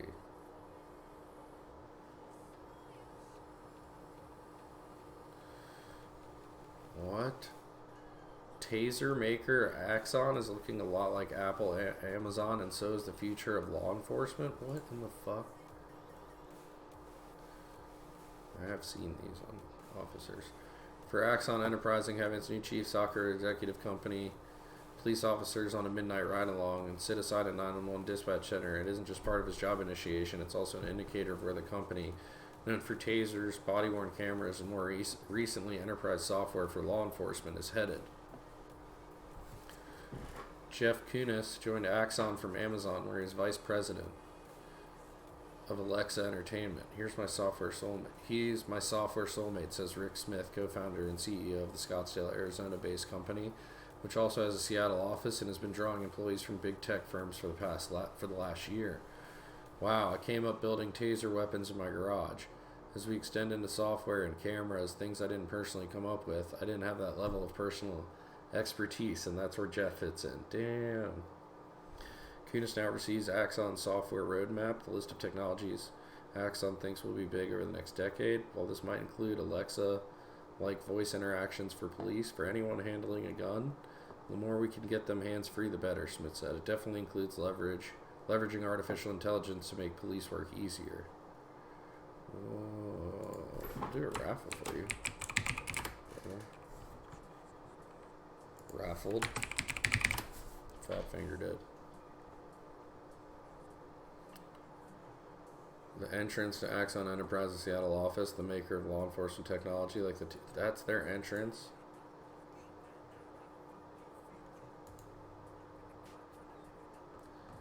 Is there a video of this thing working? Evidence.com, a cloud hosting service where police departments store digital assets, namely video, from body cameras. And the Taser sales, $72 million for the third quarter, made up the largest sale of record quarterly revenue, $131 million. The company is betting long-term growth on its officer safety plan, a bundled product that includes hardware devices, storage, and records management software for a recurring monthly fee. Damn, the evolution business model at Axon is very Amazon and Apple-esque. Having customers already locked into its subscription-based ecosystem will make it much easier to sell them new products down the road. Damn. We're very successful at building high-margin SaaS business on top of our existing hardware business. For the past 6 quarters, revenue growth nearly $10 million on average per quarter. Cloud revenue grew 40% year over year, $34 million in quarter 3. Tasers, bro, from Tasers. Police budgets are tight. Civil liberties and technology. Virtual reality for critical situations. For like studying and shit. That's interesting.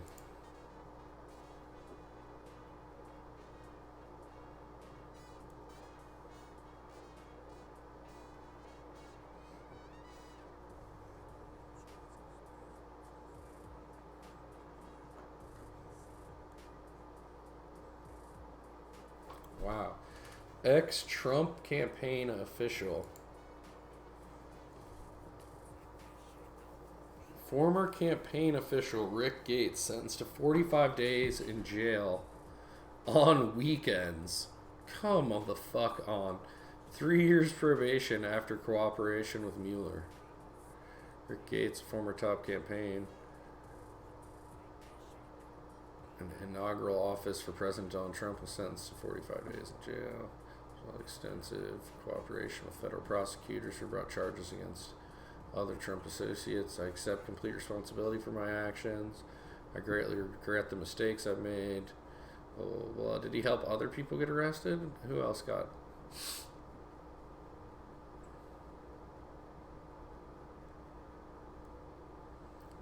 And today, Gates had resisted pressure from his conspirator, a longtime public lobbyist and ex-Trump Paul Manafort. Mr. Gates received pressure from Mr. Manafort not to plead, and Mr. Manafort assured that there would be a defense fund. Mr. Gates decided not to plead. Gates' cooperation is expected to continue after Tuesday's sentencing for his crimes, which related to his concealing foreign bank accounts, tax fraud, and violating federal law in connection with work done for pro-Russian politicians in Ukraine. What?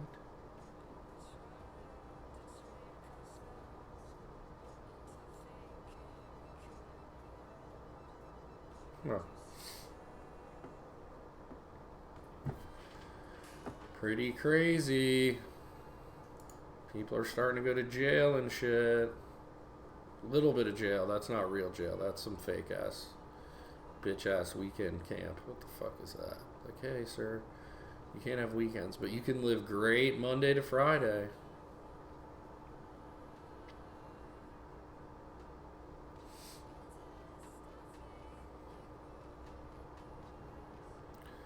Like Roman Dan. I need to get another cup of coffee. I'll be right back. Oh.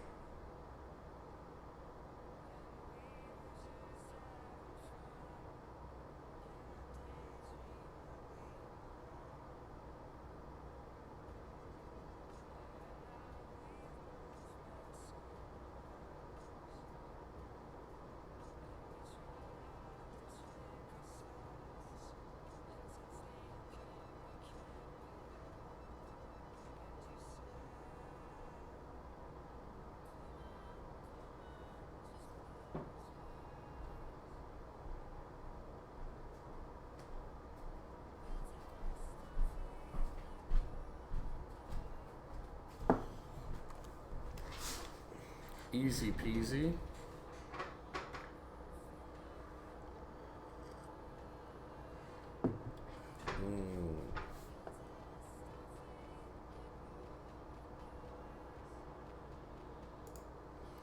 Eli Lilly. I'm still here.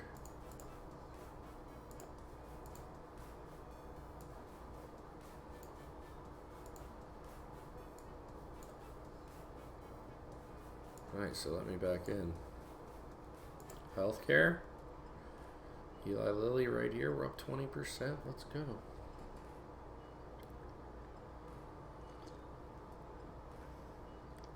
Dude, healthcare sector killing it for us.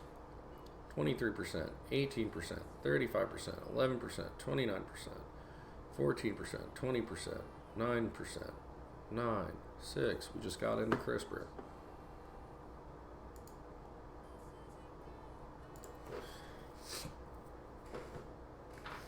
Eli Lilly on Tuesday forecasted a higher than expected profit for 2020, citing growing demand for its medicines, including diabetes drug, Trulicity, and psoriatic arthritis treatment, Taltz. The drug maker said it expected earnings per share between $6.70 a share and $6.80 a share, an adjusted basis for next year. Analysts were expected to profit of $6.63, so they're beating. Lilly has been banking on drugs such as Trulicity and Taltz as it faces competition from cheap generic versions of its older medicines. However, sales from its newer drugs have been rocky in the last few quarters. Trulicity sales have been crimped by high rebates that the drug maker pays to middlemen, such as pharmacy benefit managers, in order to make sure patients have access to their product. That's a really nice way of saying pharmaceutical kickbacks, right? That's a really nice way of saying pharmaceutical kickbacks for pharmacies selling my product. Am I not right there, chat? Sales have been crimped by high rebates that drug makers pay to middlemen, such as pharmacy benefit managers, in order to make sure patients have access to their products. This sounds like a fucking... Like, is there any other way to say bribe?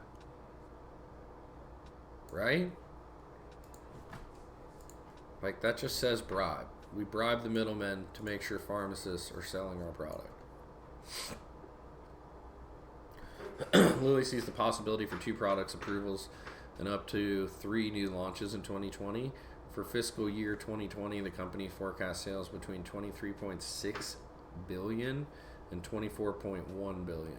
Analysts were expecting sales of $23.52 billion for the year. Nice. So that's up a little bit. The company's chief executive officer, David Ricks, said Lilly is expanding its arsenal of medicine focus on diabetes, oncology, immunology, and neuroscience.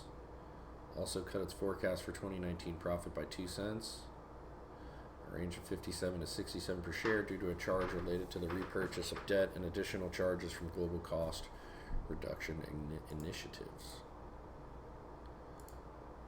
Let's go. I'm trying to get more healthcare.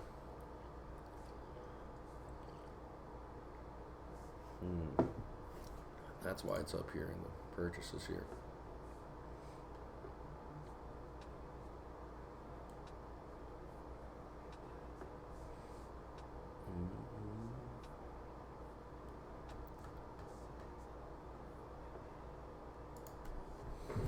Oh shit, I need to check a message.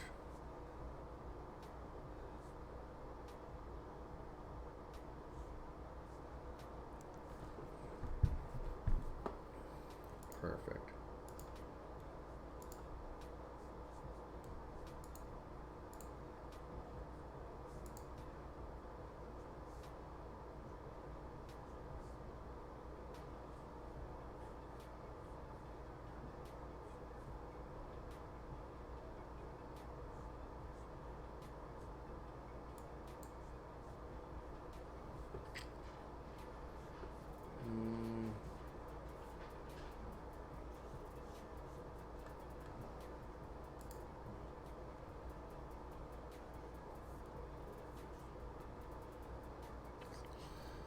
Trying to see if there's any good articles to read next. Juul revolutionized e-cigarettes and now the industry is in jeopardy. Get rid of the industry.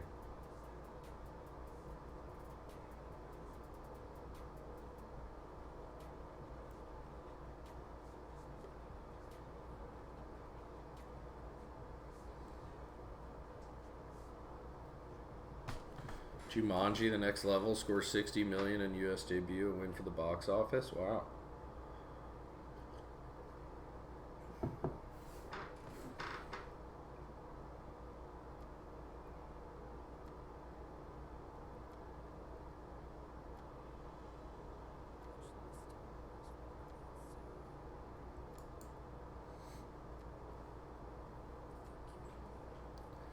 A decade ago, ordering in for dinner often meant choosing between pizza and General Tso's chicken that may or may not show up lukewarm at the doorstep. The rise in online food delivery has changed that. Now that consumers have anything from steaming bowl of ramen to filet mignon sent to their front door. A 2011 Cornell survey, 372 U.S. restaurants operators found that less than 10% of takeout or delivery orders were done online in 2011. Since then, third-party delivery apps like DoorDash, Uber Eats have transformed the delivery market. Consumers looking for convenient meals ordering $10.2 billion from delivery aggregators in 2018, which would make it the third-party delivery market the size of the fifth largest U.S. restaurant chain. Holy shit. The consumer migrated towards having this expectation of things being at our fingertips from other industries. The Amazon effect, you could argue, contributed to some of this. Consumers embrace delivery convenience and abundant options. Restaurants are still trying to adopt the huge change brought by the service. McDonald's, Starbucks, and Chipotle are among the many national restaurant chains that have partnered with delivery services. But for some, the extra sales from delivery also means lower profit margins and major operating changes. Chipotle, for example, started adding second kitchen lines to locations in 2016 to handle online orders. Employees assembled digital and delivery orders on the second line to speed up service. Chain completed the process this year. We see this a lot more in the sophisticated restaurant chains that are becoming to really embrace the off-premises and delivery. We don't have anything going on right now, the Joey. During poker later today, we will. See a lot more of sophisticated restaurant chains that are beginning to really embrace off-premises delivery. I guess we can run a raffle. Doesn't matter. Raffle it up. Get in there, yeah. Increased delivery costs weighed on Chipotle profits during the third quarter. Honeymoon is over. The boom for food delivery started when up-and-coming aggregators began partnering with independent restaurants. Postmates was founded in 2011. DoorDash began delivering food in Palo Alto, California. 2 years later, Uber launched its food delivery business in 2014. Fueled by cash, venture capitalists, and private equity firms, tech-focused delivery companies expanded nationally and internationally, luring large national restaurant chains. Whoa. I read the financials each morning, too. That's what's up. Little Joey, that's what's up. Little coffee and cannabis, just chatting, man. We're going through our portfolio. We invested a ton in these cannabis stocks this year. Ooh, CGC's back in the green. That's always good. We started this one on September 9th. It's just a dividend growing portfolio. This is where we put the majority of our money. Doing dabs. What's good out there? People are out there. What's good? Get in the raffle. Get in the raffle. 7 viewers. We appreciate you guys.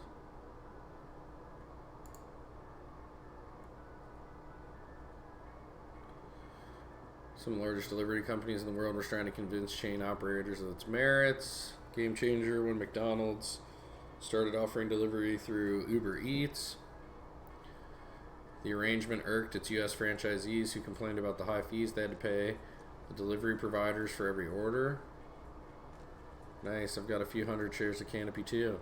That's what's up, let's go. You have a few hundred? Dang, I'm trying to hit that 200 mark. This year's been rough, so... Doing dabs morning, how we doing? Finally gift the run good for the holidays, then I think I'm finally done. Let's good.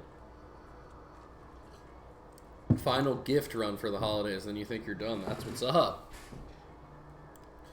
So we've been, what is keeps calling me here? Hello? Of course.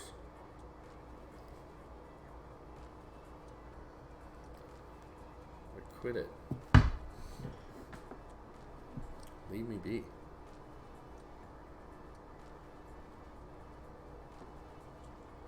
So we're down like 5K this year in cannabis stocks. We also own 1,000 shares of Aurora. Yeah, we hope so. I keep buying more. I've been buying more the whole time. I hope we find a bottom, though.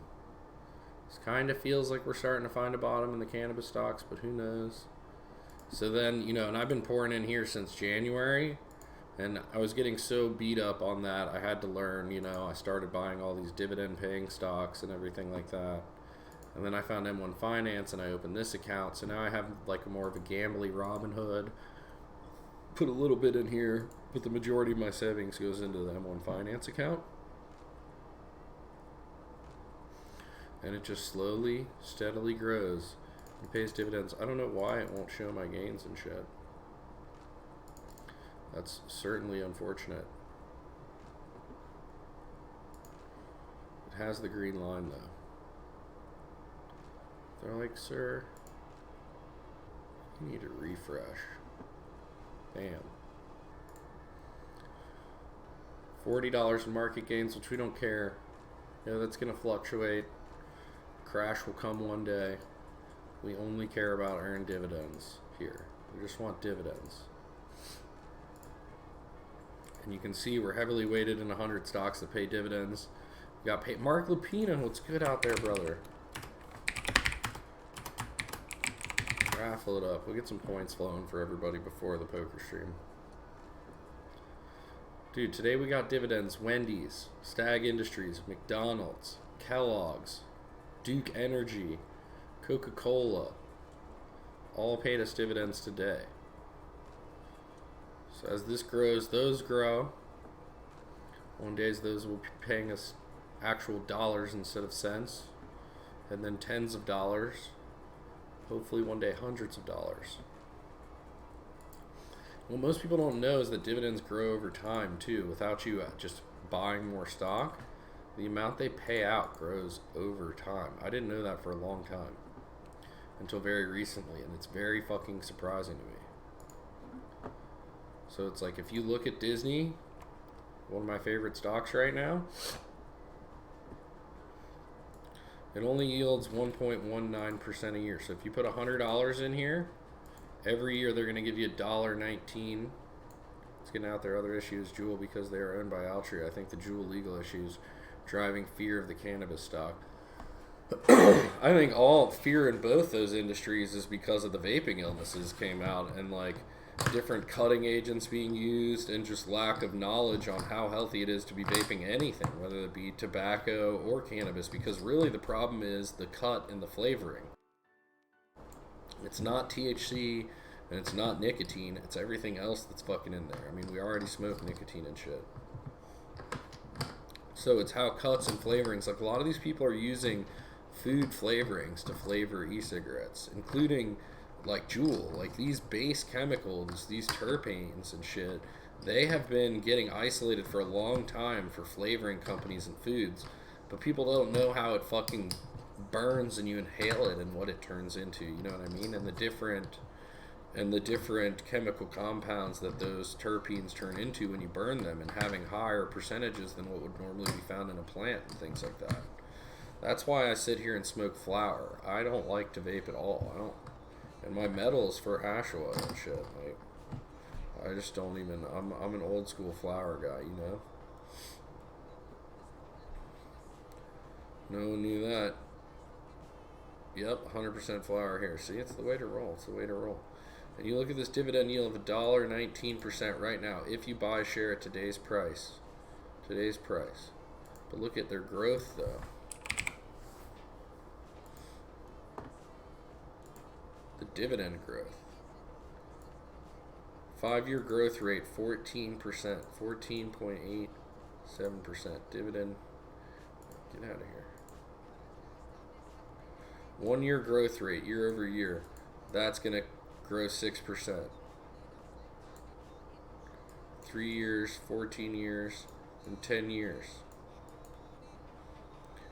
So, like, look at the history of Disney. If you bought it 20 years ago, in 99 it was only paying 21 cents a share. But you got it way cheaper, obviously. Now it pays 88 cents a share.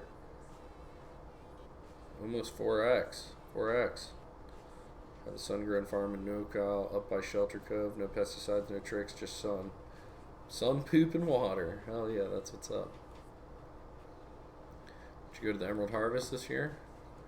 I've been the past couple years, I didn't. Hopefully we can, you know, if we grow the channel up a bit, it'll be a reason for us to go to some of those things. And stream. Stream on location and stuff. You know what I mean? We did around 500 pounds. That's what's up. That's what's up. That's crushing.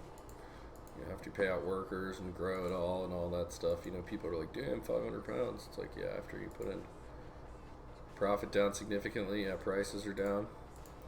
Always in the fall, prices take that dip when everybody's harvesting at once. You want to sell your product now? Gotta compete. And it keeps going down. Like, cannabis is like, it's artificially inflated because it's illegal. Like, it should be like corn or wheat or tobacco even is still inflated because of taxes and things like that. But it should more mimic tobacco. $200 a pound to hire trimmers now. If I had to pay for water, I'd be fucked. $200 a pound. They better be fucking crushing it. Better be getting those things done.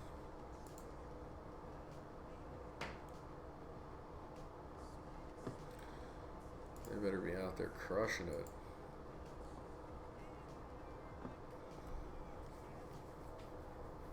Gotta invest in some trim machines.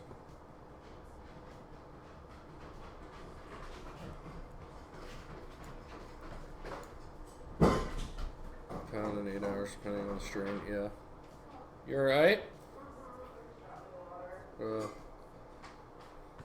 Hey, morning. Do you want anything from Freddy's? Freddy's?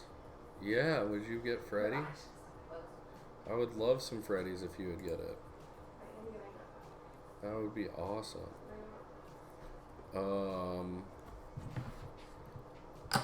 My usual. Just the double cheeseburger, pickle, no pickle, ketchup, lettuce, and onion. No cheese. Oh shit. Man. We said double cheeseburger. Maybe I did say cheese, sorry.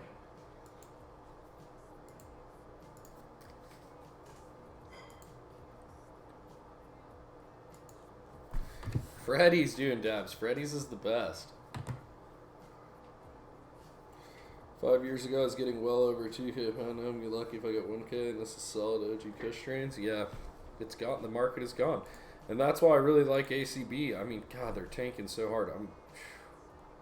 They produce at less than $1 a gram.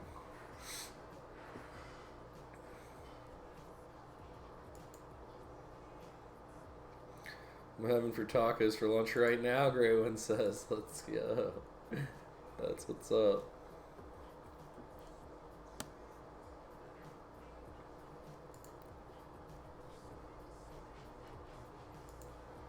This is going to hurt all that, right? House Democrats are pushing to add several health care costs, raise the age of tobacco to 21. House Democrats are pushing to add several health care provisions to a $1.4 trillion spending bill that must pass by December 20th to avoid government shutdown. U.S. lawmakers are in talks to raise the minimum tobacco age to 21 and repeal Obamacare's so-called Cadillac tax, an unpopular provision of the health law as part of the deal that funds discretionary spending across dozen bills for the rest of the fiscal year. More raffles. Lawmakers are also considering eliminating 2 other Obamacare tax providing money for Puerto Rico Medicaid programs and extending certain health programs set to expire May 22. Senior Republican aide confirmed the GOP-controlled Senate is considering the measures, but cautioned the negotiations were ongoing.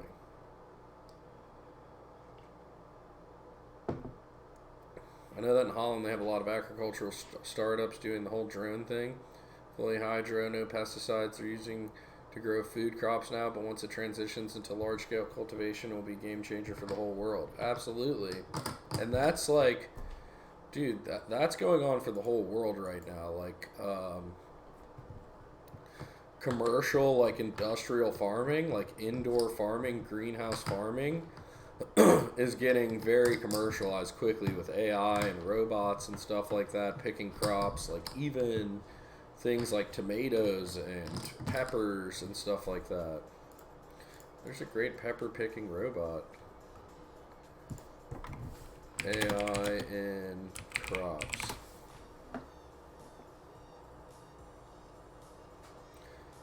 AI skills. This robot can pick tomatoes better than bruising them.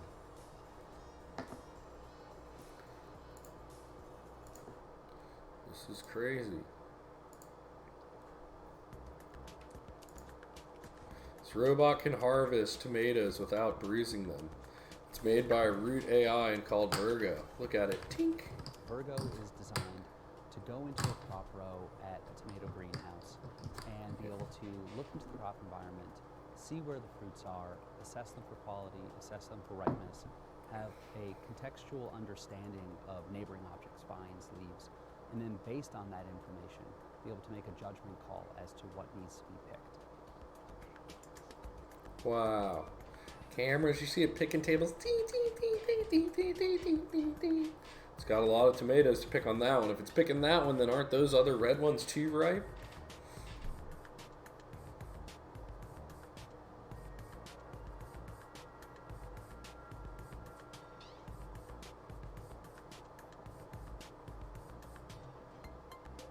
It has an eyes, it has an arm, it has a hand, and it has an onboard intelligence. And this whole body plan is designed to be like a person, so it picks like a person. So Virgo now is doing tomatoes, but we're also going to be designing it to do things like strawberries, cucumbers, peppers, and a lot of the crops that you have in your produce store. Strawberries, cucumbers, peppers. Blink, blink, blink.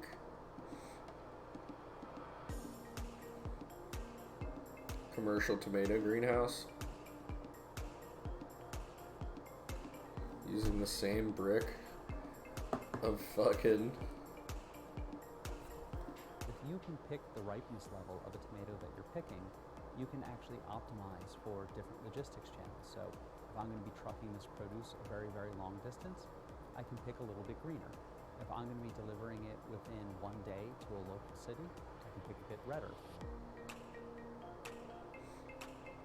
Wow. Tons of companies doing it. Look at that picking cotton. Look at that one picking peppers, yo. That one picking cotton was wild. It like vacuumed it in. That was crazy. If crop environments are designed to be picked by people, if we can build a robot that replicates a human body plan, we'll be able to do a multitude of different crops, all with the same hardware platform. Automation is definitely the future, bot lady. Look at that gigantic commercial greenhouse of tomatoes.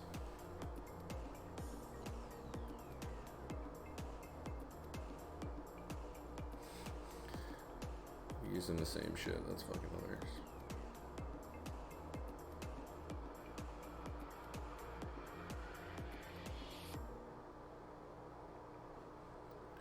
That's why universal basic income is so important. I agree. I agree with you, bot lady. I am Andrew Yang all the way because once, but here's the thing though. Here's the thing though, is you have the choice to make your own UBI, and that's what this is. That's what fucking dividends is. Like why do we need to tax the companies? Why do we need a government to tax them that we think somebody's going to take care of the money better for us and redistribute it to us well? Why can't we just invest in Disney? Why can't I invest directly into these gigantic healthcare companies like Bristol Myers and Pfizer and United Healthcare and get the dividends? The companies have too much power. I don't kind of believe that too much. Need to redistribute. Most people don't want to do it themselves. I understand that, but that's on them though. I shouldn't be forced to take care of others. You know what I mean? Like, I'm trying to take care of myself and give back in the way I can. I shouldn't be forced to pay taxes. You know what I mean? And I think I represent myself quite fine. I think you represent yourself quite fine as well. Like, why do we need representatives? Basically, all the food and energy will come free, ideally. If you want a car or something, vacation or something, you gotta work. I'm down for that. When my BF was a poker dealer in Atlantic City, their union was the auto workers union, and it made no sense. That's crazy. And the government should make sure it's a fair paying field, a fair playing field, and it's not just saying they are big shills. I agree with that. It's not a level playing field. I don't think the government helps, though. There's still backdoor deals, and it's just one more step of corruption. I feel like, if everybody took as much time arguing with these companies about their dividends and how these companies paid out their money and profits and just cut the government out, I think we'd be a lot better. That being said, we have government. We have to deal with it. It is what it is. I've never really voted. This is going to be the first election I vote. You know what I mean? But there's no retirement plan for fucking streamers and cannabis industry folks. You know what I mean? So, like, I'm trying to fucking build my own here with real estate. Real estate's a lot slower of a game than these stocks, it seems like. It's a lot more conservative. And I already have a lot of money tied up in it, so it's time to diversify. That's why we do this. Just saying they're big shills. Well, I do think that all humans deserve a basic level of care. I do think we're responsible for taking care of each other. It's the saving savages taking their cut off the top that fuck it up. I agree with that. We should all be able to pool to take care of one another. That's for sure. It is the human error. It is the human error that comes along that fucks it all up. Knowing it's not fair. Investing in stocks which are rigged for the rich is the next best thing. And they're trying to break down that barrier. I think that's one thing M1 takes down. Like, it's not rigged for the rich if you can buy fractional shares. Like, I can still get a percentage of Google and Amazon right now and still share in the gains of the company. You know what I mean? But I do think, when they're $2,000 a share and shit. But I do agree with you that, like, it's very quickly, I think that the wealthy in the financial markets are very quickly starting to understand that if everybody has access to this, they're not going to fucking work. So the stock prices are going up. I also think there's, like, something against dividends going on. Like, all these new companies don't pay fucking dividends, and I think that's ridiculous. Companies should be held to a standard. Companies should be held to a standard where they're profitable if they make it on the stock market and can be publicly owned, where they're profitable and pay a dividend. Like, they need to align the company with its shareholders if they're going to send it public and sell shares to the public. You know what I mean? Tracked after Bitcoin crazy drops. I think Nvidia and tech, I've been reading a lot about their dividend growth, and I think they're posed to be one of the greatest stocks of our fucking generation, to be honest. Computer and chips are not going away, and their dividend growth. What is it? Nvidia? What is their fucking stock here? NVIDIA. Jesus. Oh, yeah, shit. NVIDIA. NVDA. Gaming isn't going anywhere. Virtual reality isn't going anywhere. Graphics are always getting better. So they just started paying a dividend. And it was 7 cents a share. Meager 7 cents a share. And it's already doubled. More than doubled. Since 2013.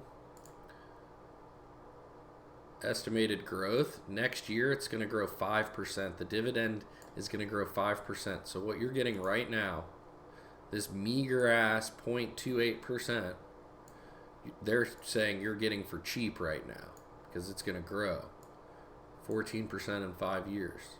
And you're paying today's price to get it. You know what I mean? One mark maker, what's good? Let's look at not only that, the summary of just the stock price. 2015 started a huge run up here.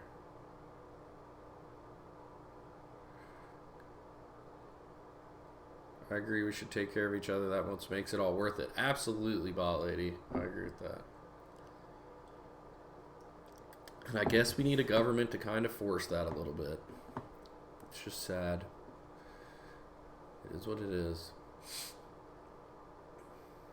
Yeah, that was the Bitcoin sugar. That was the Bitcoin sugar. That huge run up there, that was. We'll see. We'll see if it keeps running. I think, though, being a tech stock that just started paying a dividend, I'm very interested in it. More so than AMD because they don't pay a dividend. You know what I mean? And along with that, I'm super interested in Apple and Disney are obviously my top two. Apple, Disney, Microsoft, my top holdings. Downswing in 2018 was responding to a slowdown. Usually not much help either. Most people want to help themselves. It's true. I want to make sure, here's the thing, I love giving back. I love giving to people and stuff like that. I'm pretty fucking generous, I believe, but I also want to make sure I got to take care of me a little bit too, you know what I mean? I got to make sure we get there. And this gets to a number here that I could eventually live on. I'm just scared, dude. I think it comes down to people being scared. And once you reach a certain amount of wealth, I mean, you don't need that much more, you know what I mean? You're a wealth advisor at this point? No way, I'm not a wealth advisor. I'm just somebody who's scared of how one day I'm not going to have, like, one day I'm not going to be able to work. I will be too old and left out of the technology loop. Young kids will be fucking lapping the fuck out of me in technology and shit. You know what I mean? And then I will be physically worn out. Physically worn out as well. My body will be physically worn out. You know what I mean? And I recognize that.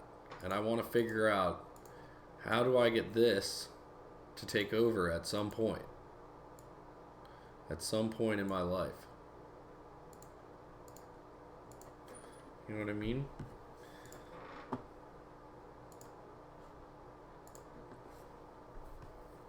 It's a fear. It's a fear that I have.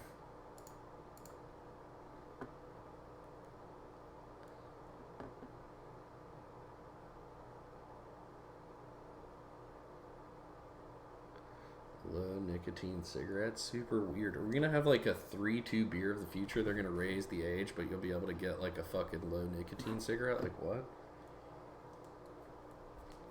I'd rather have a scared advisor than some of these assholes that tell me the bubble's never gonna bust.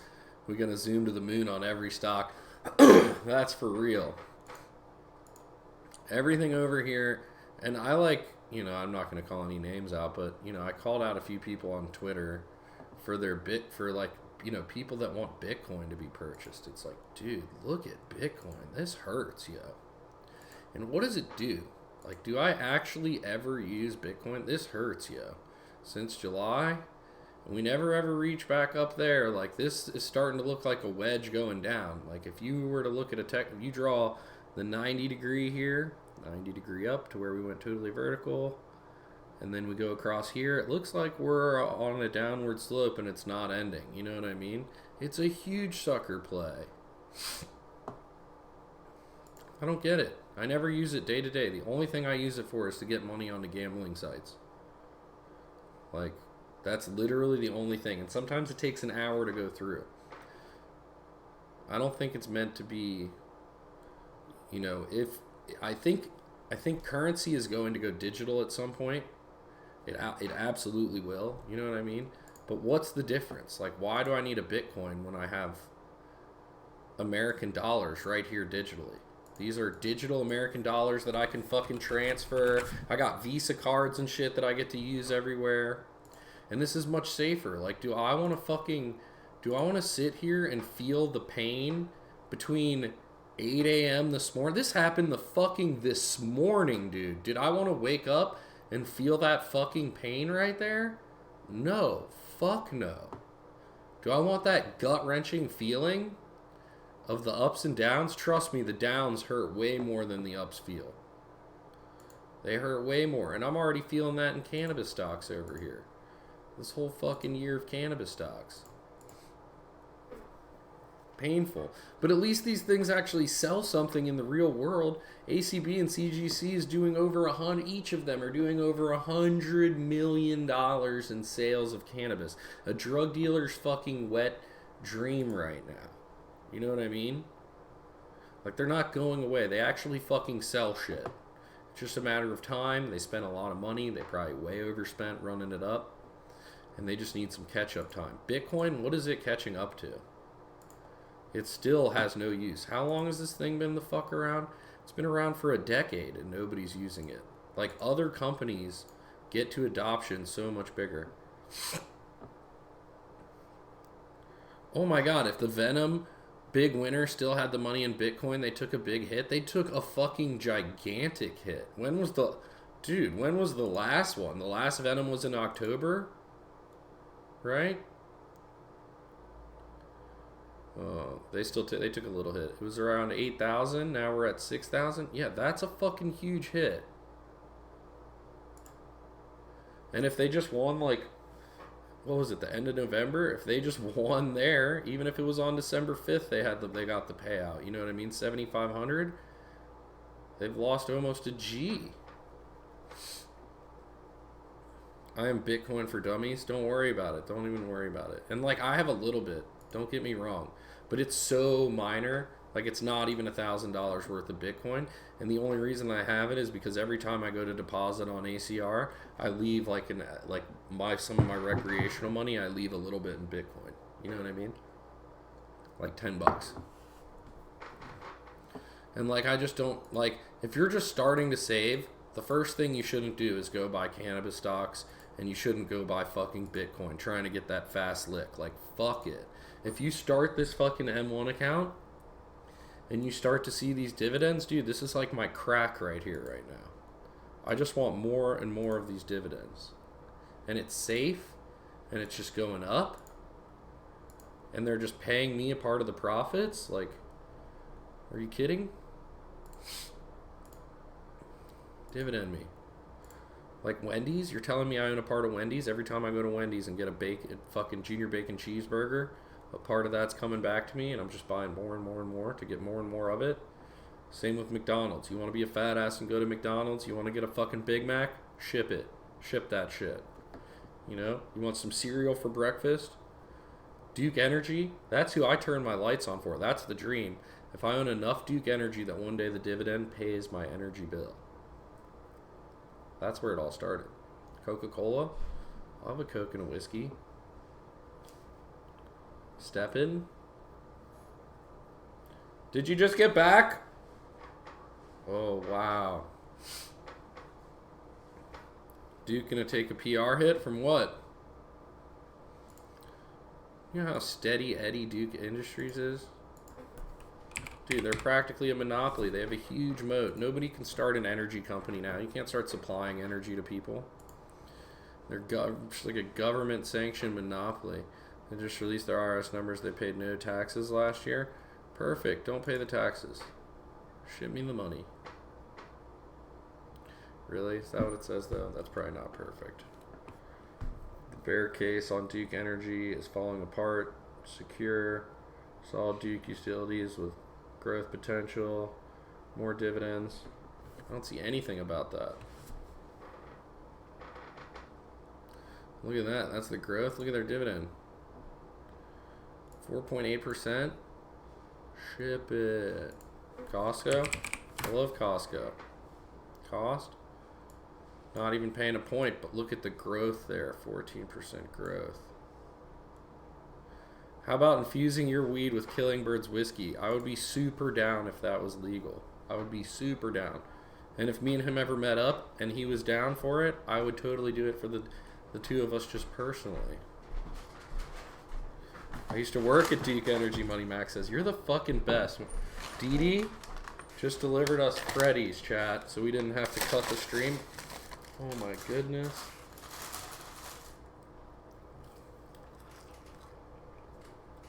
Oh my god.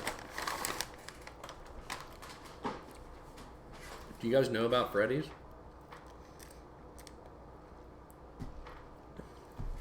The CEO cares a lot about profits. I mean, look at this burger, chat. One of the most amazing burgers in the world. I gotta wait because of the delay to make sure I'm showing it to you. Great burger.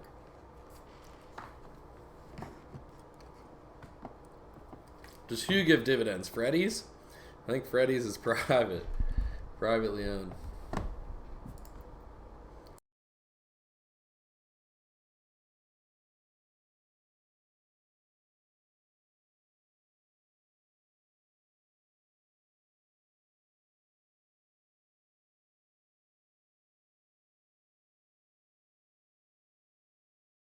We wish Freddy's was a public company.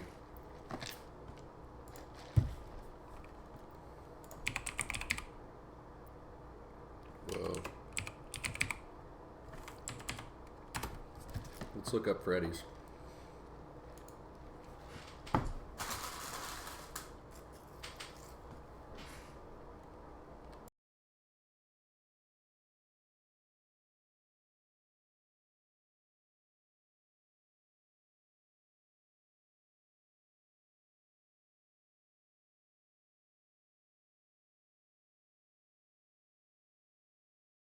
Are we going to open a Freddy's franchise? Is that a thing?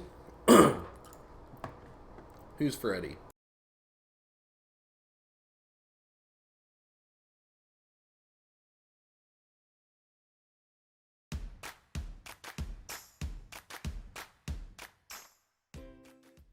It's an old style type burger and we hand make it, fresh quality product.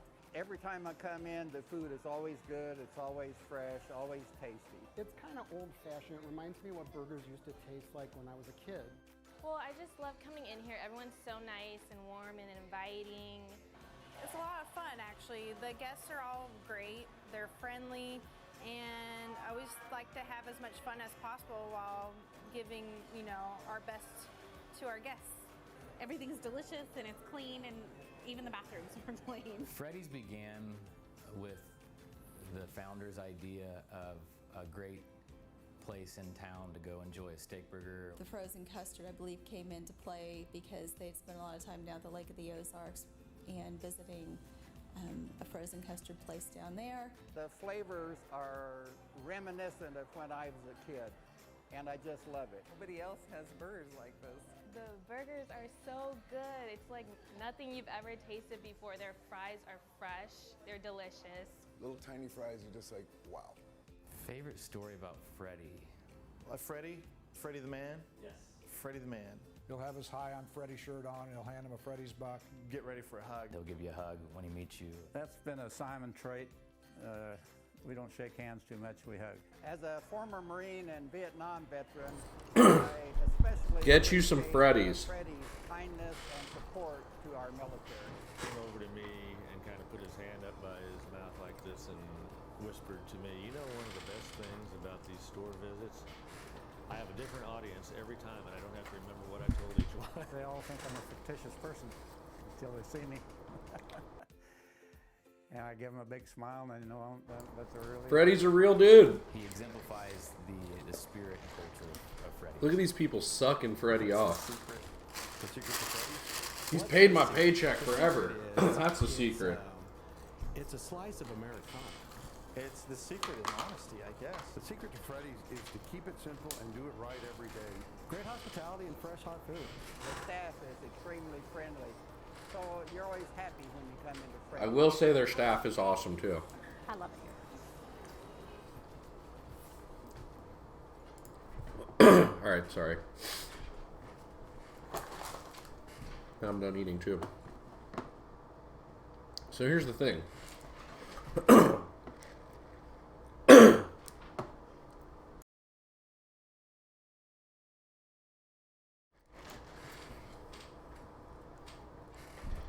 Previously, Duke got a lot of bad press for the same thing around 2014. Kind of hurt them in 2015, but they rebounded. I mean, they're not going anywhere. They're just not going. Like, it'll never go anywhere. Look at them just cruising. They've been as high as $250 a share. They're only at 90 now. That's crazy. Look at this run up. 2000 crash, everybody put their money in Duke for the dividend. This is probably 2008 too. That's the 2008 crash. So we're not even up to those previous highs, are we?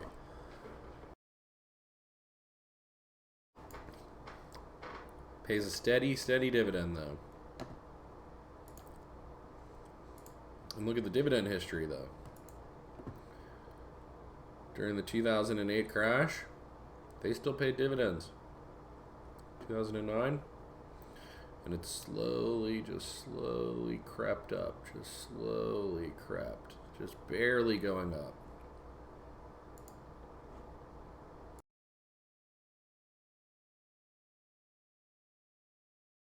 You know? It's very defensive, conservative play. They're not really growing, but they're not going away. You know?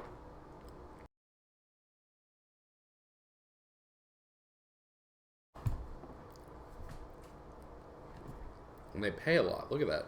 I got 19 cents.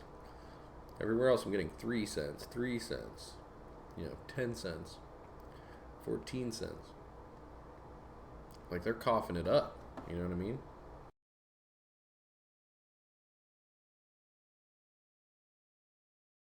Place to park funds while you wait for other opportunities, or just a place to have a small portion of your money can sit conservatively there, perfectly fine, you know.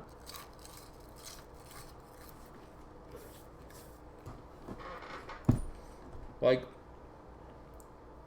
I'm overweight right now because I had it set higher. I was being too conservative, I feel like, for my age when I first started this account. But I've set my energy and utilities to 5% of my portfolio. Of like every $100, $5 should go into energy and utilities, that I deposit. And then inside of there, Duke is 14% of that $5. So it's like such a small percent of the entire portfolio. And energy as a whole is going to be a small 5% chunk.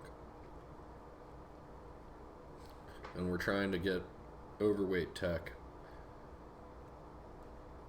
We're trying to add to our portfolio in technology and healthcare, travel and retail. Trying to really up those. But still trying to go conservative. No quick penny flipping, no quick get rich quick schemes or anything like that. No day trading. Just slowly sacking the money away and just watching growth happen and letting it snowball on its own. You know what I mean? Because it's really fucking painful to sit over here and look at this all year. Overexposed in real estate. I am super overexposed in real estate considering I hold rental property and shit. And then I toned down both my real estate holding and my energy utility holdings in the account. So I'm gonna pull back on those. I was just going like really, really conservative when I first started this. I was like, oh man, this is gonna be my ultra conservative, and then Robinhood will be a little bit of my gamble and stuff like that. But I feel like that was just like total freak out mode. And then I could have, I still need to have some growth. I still want to be invested in some growth and stuff,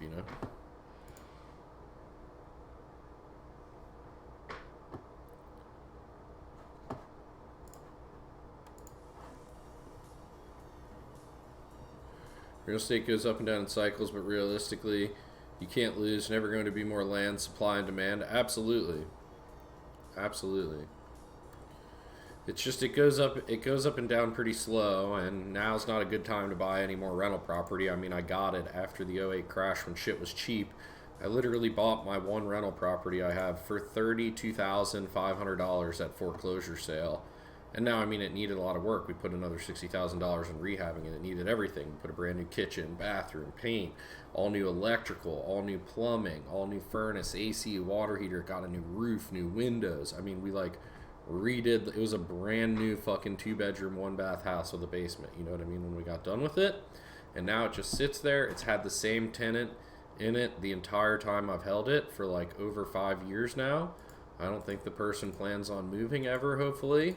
And we just fucking sit there and collect rent, and the mortgage gets paid off over 30 years, and eventually we then get to liquidate it for all the capital, or we keep it and just hold it for the mortgage.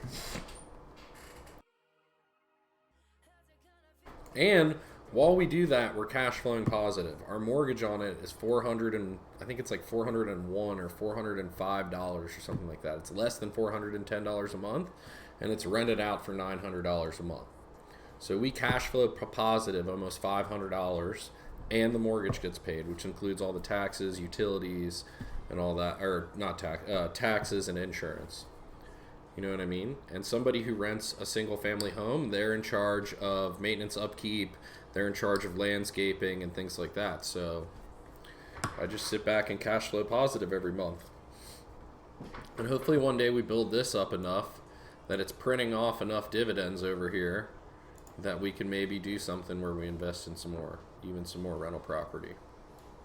But I want to build the value of this up a lot higher before we start doing that, because I have a lot of equity sitting in real estate, and I want this to kind of match it.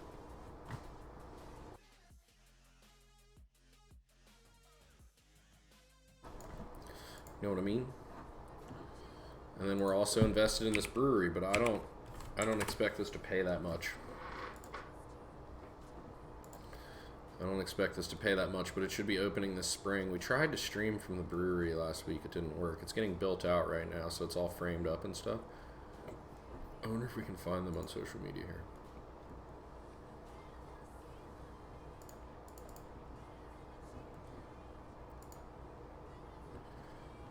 No. Leave. Oh, it's share with your friends. I don't want to share. I want to go to your page.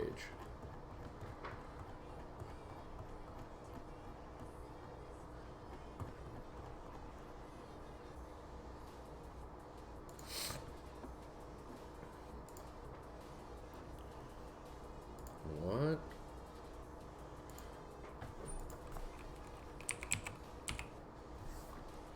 Like, I know they have a page.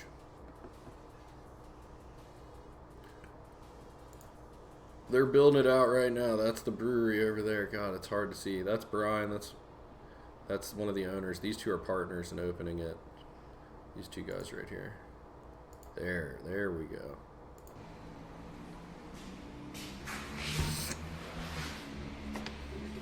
This thing's gonna be huge. So this is the bars right here. Over there is gonna be the brewing area. They cut a hole in the ceiling to lower down all the brew tanks and shit. There's gonna be a 5-star restaurant over on the other side of that wall.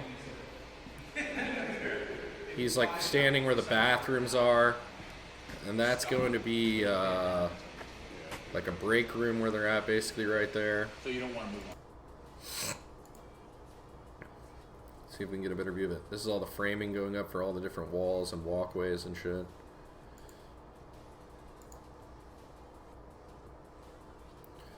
It's coming. It's moving fast. It's moving super fast. Here's their timeline. Where are we at? December, electric and walls. Equipment installation and testing is next month. Dude. They're going to be installing brewing equipment next month. Yo, we're almost through December. Oh my god. Flooring, woodwork, and finish begins. Enter retail bars and restaurants. Oh, the restaurants for the investor VIP opening, rewards to be fulfilled, and grand opening in May. Grand opening in May. So what do you have to January 1st? Or January 15th, February 15th, March, April, May. 5 months. Less than half a year. They're never going to make that timeline, so let's just say 7 months.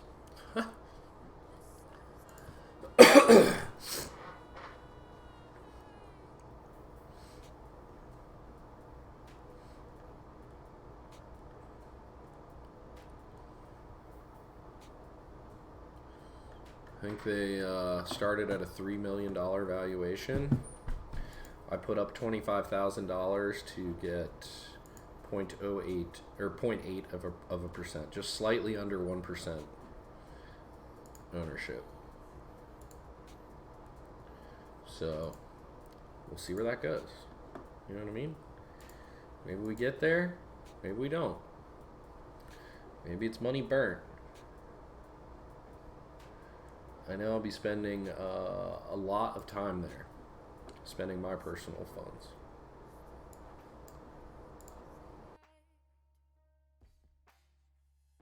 Figured why not, you know? Fire away.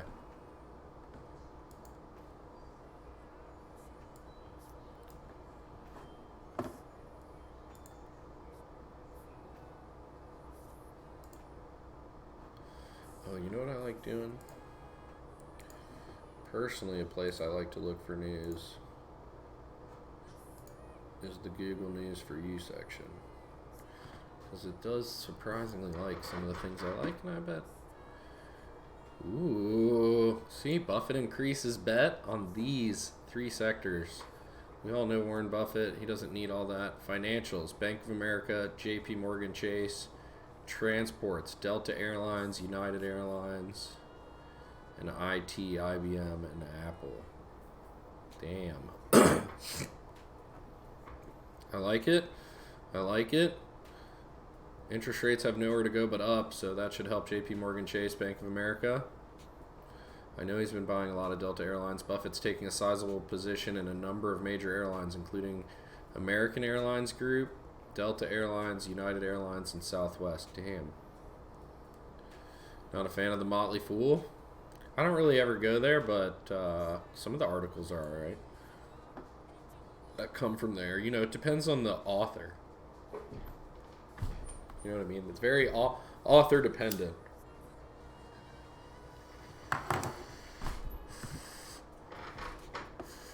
Recreational pot is about to become legal in Illinois. Administration says they will crack down. 50 days, 1.1 million in winnings and one wild ride. A day inside the parlay Pats phenomenon. What?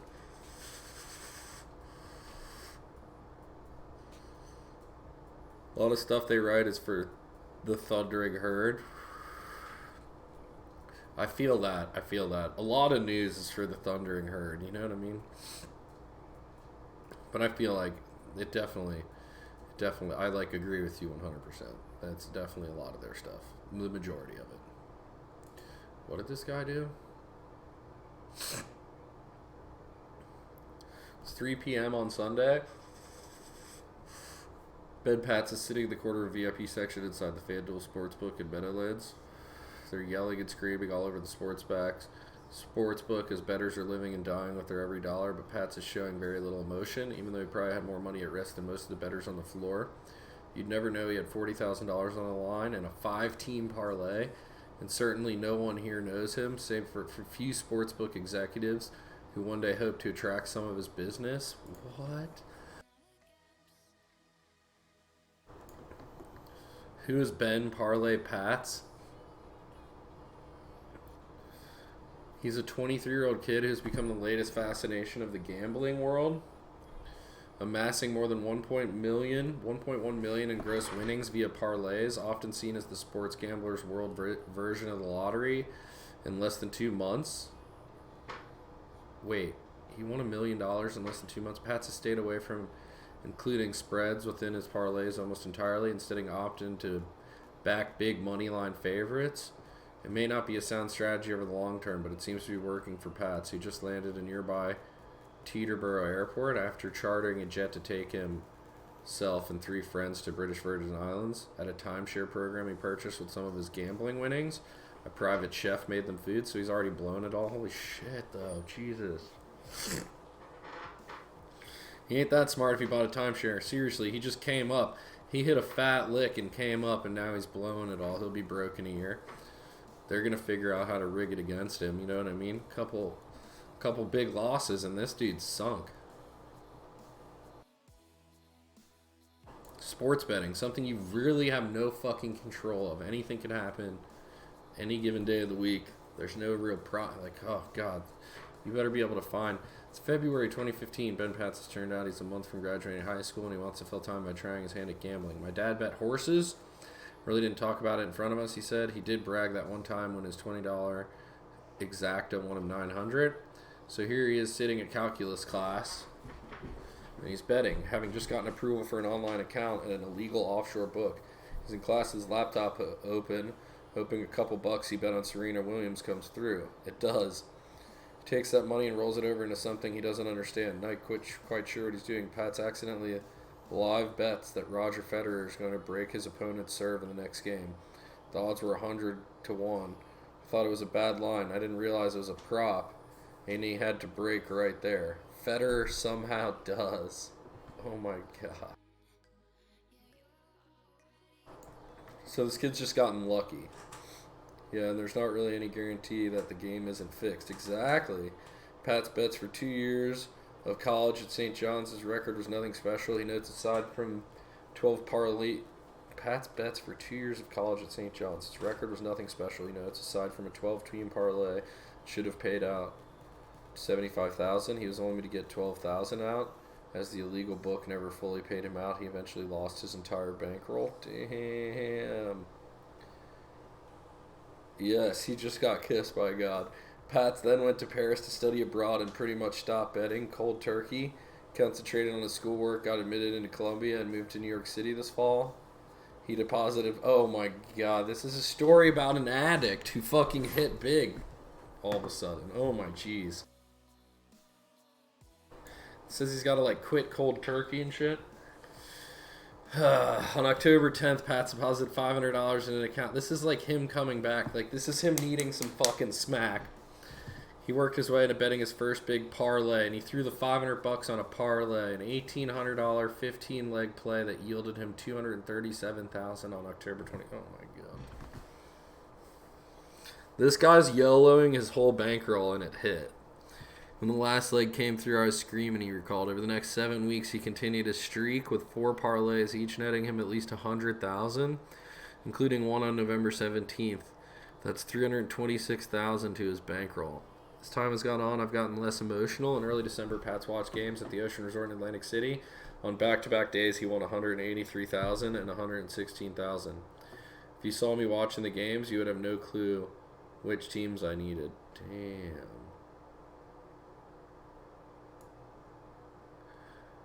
Google the man who beat Hong Kong horse racing. That is just insanity. We can remove the word Google. We can correct your spelling.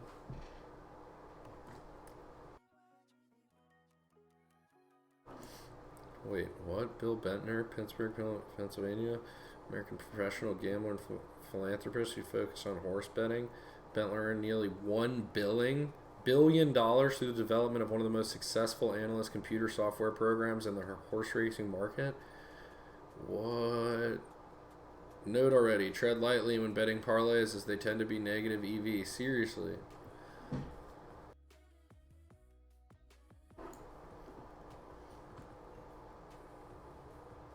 "23 minutes of how this man won."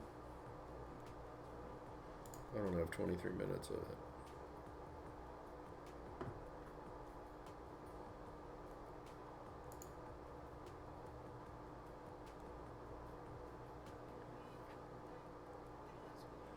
Talking about the biggest jackpot the city had ever seen. $13 million for the winner of a single bet called the Triple Trio. The wager is a little like a trifecta of trifectors. It requires players to predict the top 3 horses in any order in 3 different heats. More than 10 million combinations are possible. When no one picks correctly, the prize money rolls over the next set. That balmy November night, the pot had unclaimed six times over. About 1 million people placed bets equivalent to 1 in 7 city residents. Happy Valley Ground, a young woman, blah, blah, blah, pack thousands across the road. Tell me how this dude fucking says. F, we hit it. Watch the software script filter out the losing bets one at a time until there were 36 lines left on the screen. 35 of their bets had correctly called the finishers in 2 of the races, qualifying for a consolation prize, and 1 wager had correctly predicted all 9 horses. It wasn't immediately clear how much they made, so the 2 Americans attempted some back-of-the-envelope math, till the official dividend flashed on TV 8 minutes later, Bento and Coronado had won a jackpot of $16 million. Counted the zeros to make sure, turned to his colleague. Can't collect this, can we? He asked. It would be unsporting.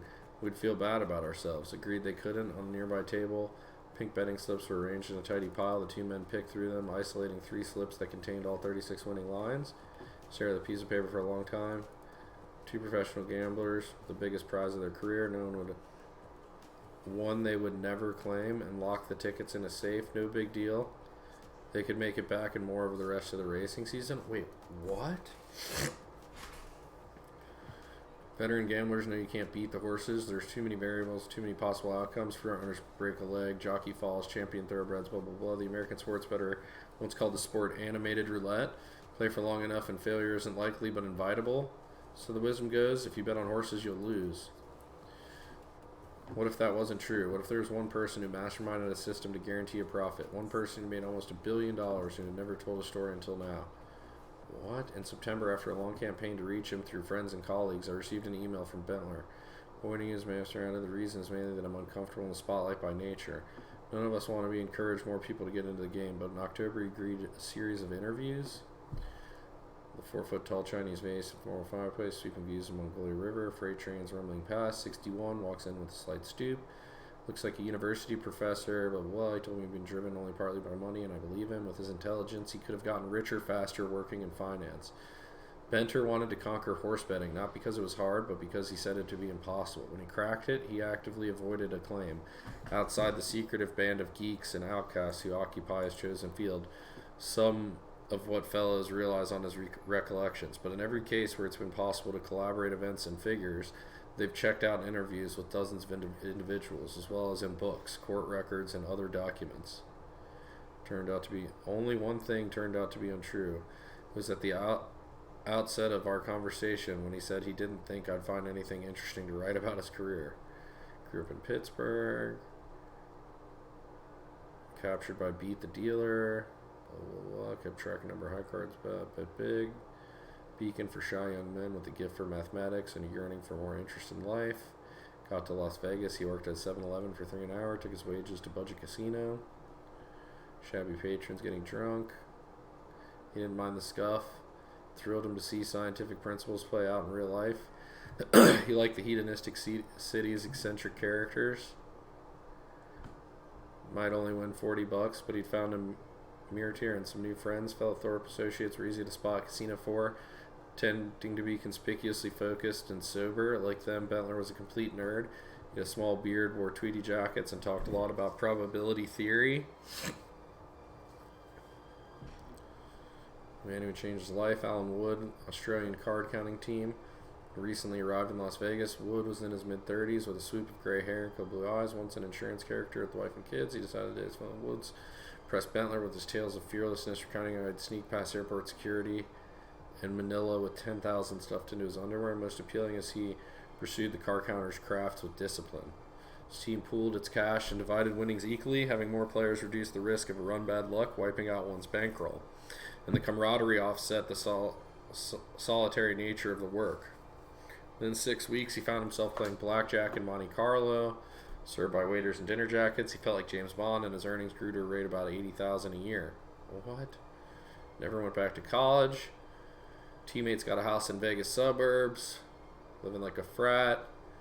No drinking on the job. After shift, knockback beers, trade stories, scrap the casino security who were constantly on the lookout for card counting. Bull-necked pit bosses patrolled the floors. A suspicious player would be told to leave, or worse, backroomed.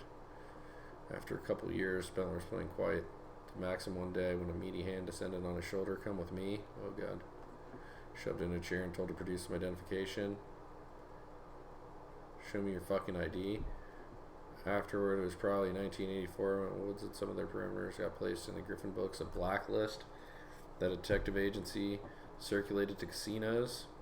Woods knew there were giant horse betting pools to tap in Asia, and that the biggest of all was run by the Hong Kong Jockey Club. Began in 1984 as a refugee for upper crust Brits who wanted a stretch of England's green and pleasant land in their subtropical colony. Packed twice a week, blah, blah. Hong Kong U.S. reached about $10 billion annually. Holy shit. Hong Kong racing uses a Primatool, also known as totalizer system. Unlike odds in Vegas sportsbook, which are set in advance and given decisive edge to the house, Primatool odds are updated fluidly in proportion to how bettors wager within split the pool, and the house skims a commission of about 17%. After cost, the Jockeys Club goes to take a charity, and then the state providing as much as a tenth of Hong Kong's tax revenue. Make money, Benter would have to do more than pick winners. He needed to make bets with a profit margin greater than the club's 17% cut. Vegas institution, Gamblers Book Club, and bought everything you could find on horses. Lots of systems, all seem flimsy. Few contain real math, blah, blah, blah. Paper argued that horses' success and failure was a result. Benter taught himself in advanced statistics and learned to write software on an early PC with green and black screen. 84, flew to Hong Kong. Benter would rent a microscopic apartment in dilapidated high-rise. Stained walls, the neighbors spent all night shouting in the hall. Office was an old desk, wooden table. Blah, blah, blah. Twice a week on race days, Benter would sit at the computer. Woods would study the racing for him. Early on the budding program, Britain spat out bizarre predictions, and Wood, with his year-long head start at studying Hong Kong tracks, would correct them. They used a telephone account at the Jockey Club to call on their bets and watch the races on TV. When they won, they were satisfied smiles only. They were professionals. Cheering and hooting were for rubes. Between races, Benter struggled to make his algorithm stay ahead of a statistic phenomena called gambler's ruin. It holds that if a player with limited funds keeps betting against an opponent with unlimited funds, that is, the casino or the betting population of Hong Kong, he'll eventually go broke, even if the game is fair. All lucky streaks come to an end, and losing runs are fatal. One approach familiar to Benter from his blackjack days was to adapt the work of gunslinging Texas physics named John Kelly Jr., who studied the problem in the 1950s. Imagine a scenario in which a horse racing gambler has an edge. A private wire, fairly reliable tips. How should he bet? Wager too little and the advantage is squandered. Too much and ruin beckons. Remember, the tips are good but not perfect. To wager an amount in line with the gambler's confidence in the tip. Generated software, the mail-on-time thing, a private system, odds, blah, blah. Imagine the gambling public can be on a given horse at a payout of 4-1. Bettler's model might show the horse is more likely to win than those odds suggest, say a chance of 1 in 3. That means Benter can put less at risk and get the same return. Turn into a big profit. The impact of bad luck can be diminished by betting thousands and thousands of times. Breakthrough came when he hit on the idea of incorporating a data set hiding in plain sight. The Jockey Club's publicly available betting odds. Building his own set of odds from scratch had been profitable, but he found that he was using the public odds as a starting point and refining them with his proprietary algorithm was dramatically more profitable. More important innovation, 1991 season, he won about $3 million. Holy shit. This dude crushed $50 million. This dude won $1 billion.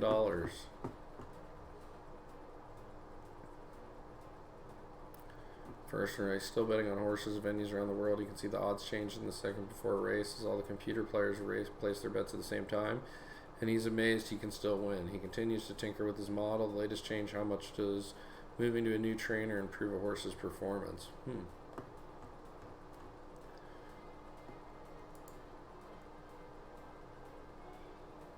What I'm wondering is if there's an AI that tracks online craps. There's got to be a play there. For sure, some of these online casinos have RNG gaps. I think you're screwed. If you're playing against the house, I mean, they're designed to just not let you in. You know what I mean?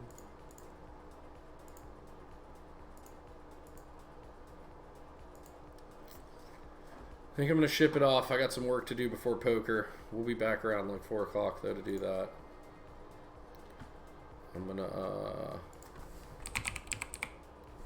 ship it off to the stock guy for the afternoon, and we'll see you guys back here in a little bit. Alright, Coffee and Smoke's about to fire up the grind. What's up, little Joey? We'll see you back here for the grind a little bit later. My throat, too. That's a lot of talking we already did today. Whew. Thank you, guys.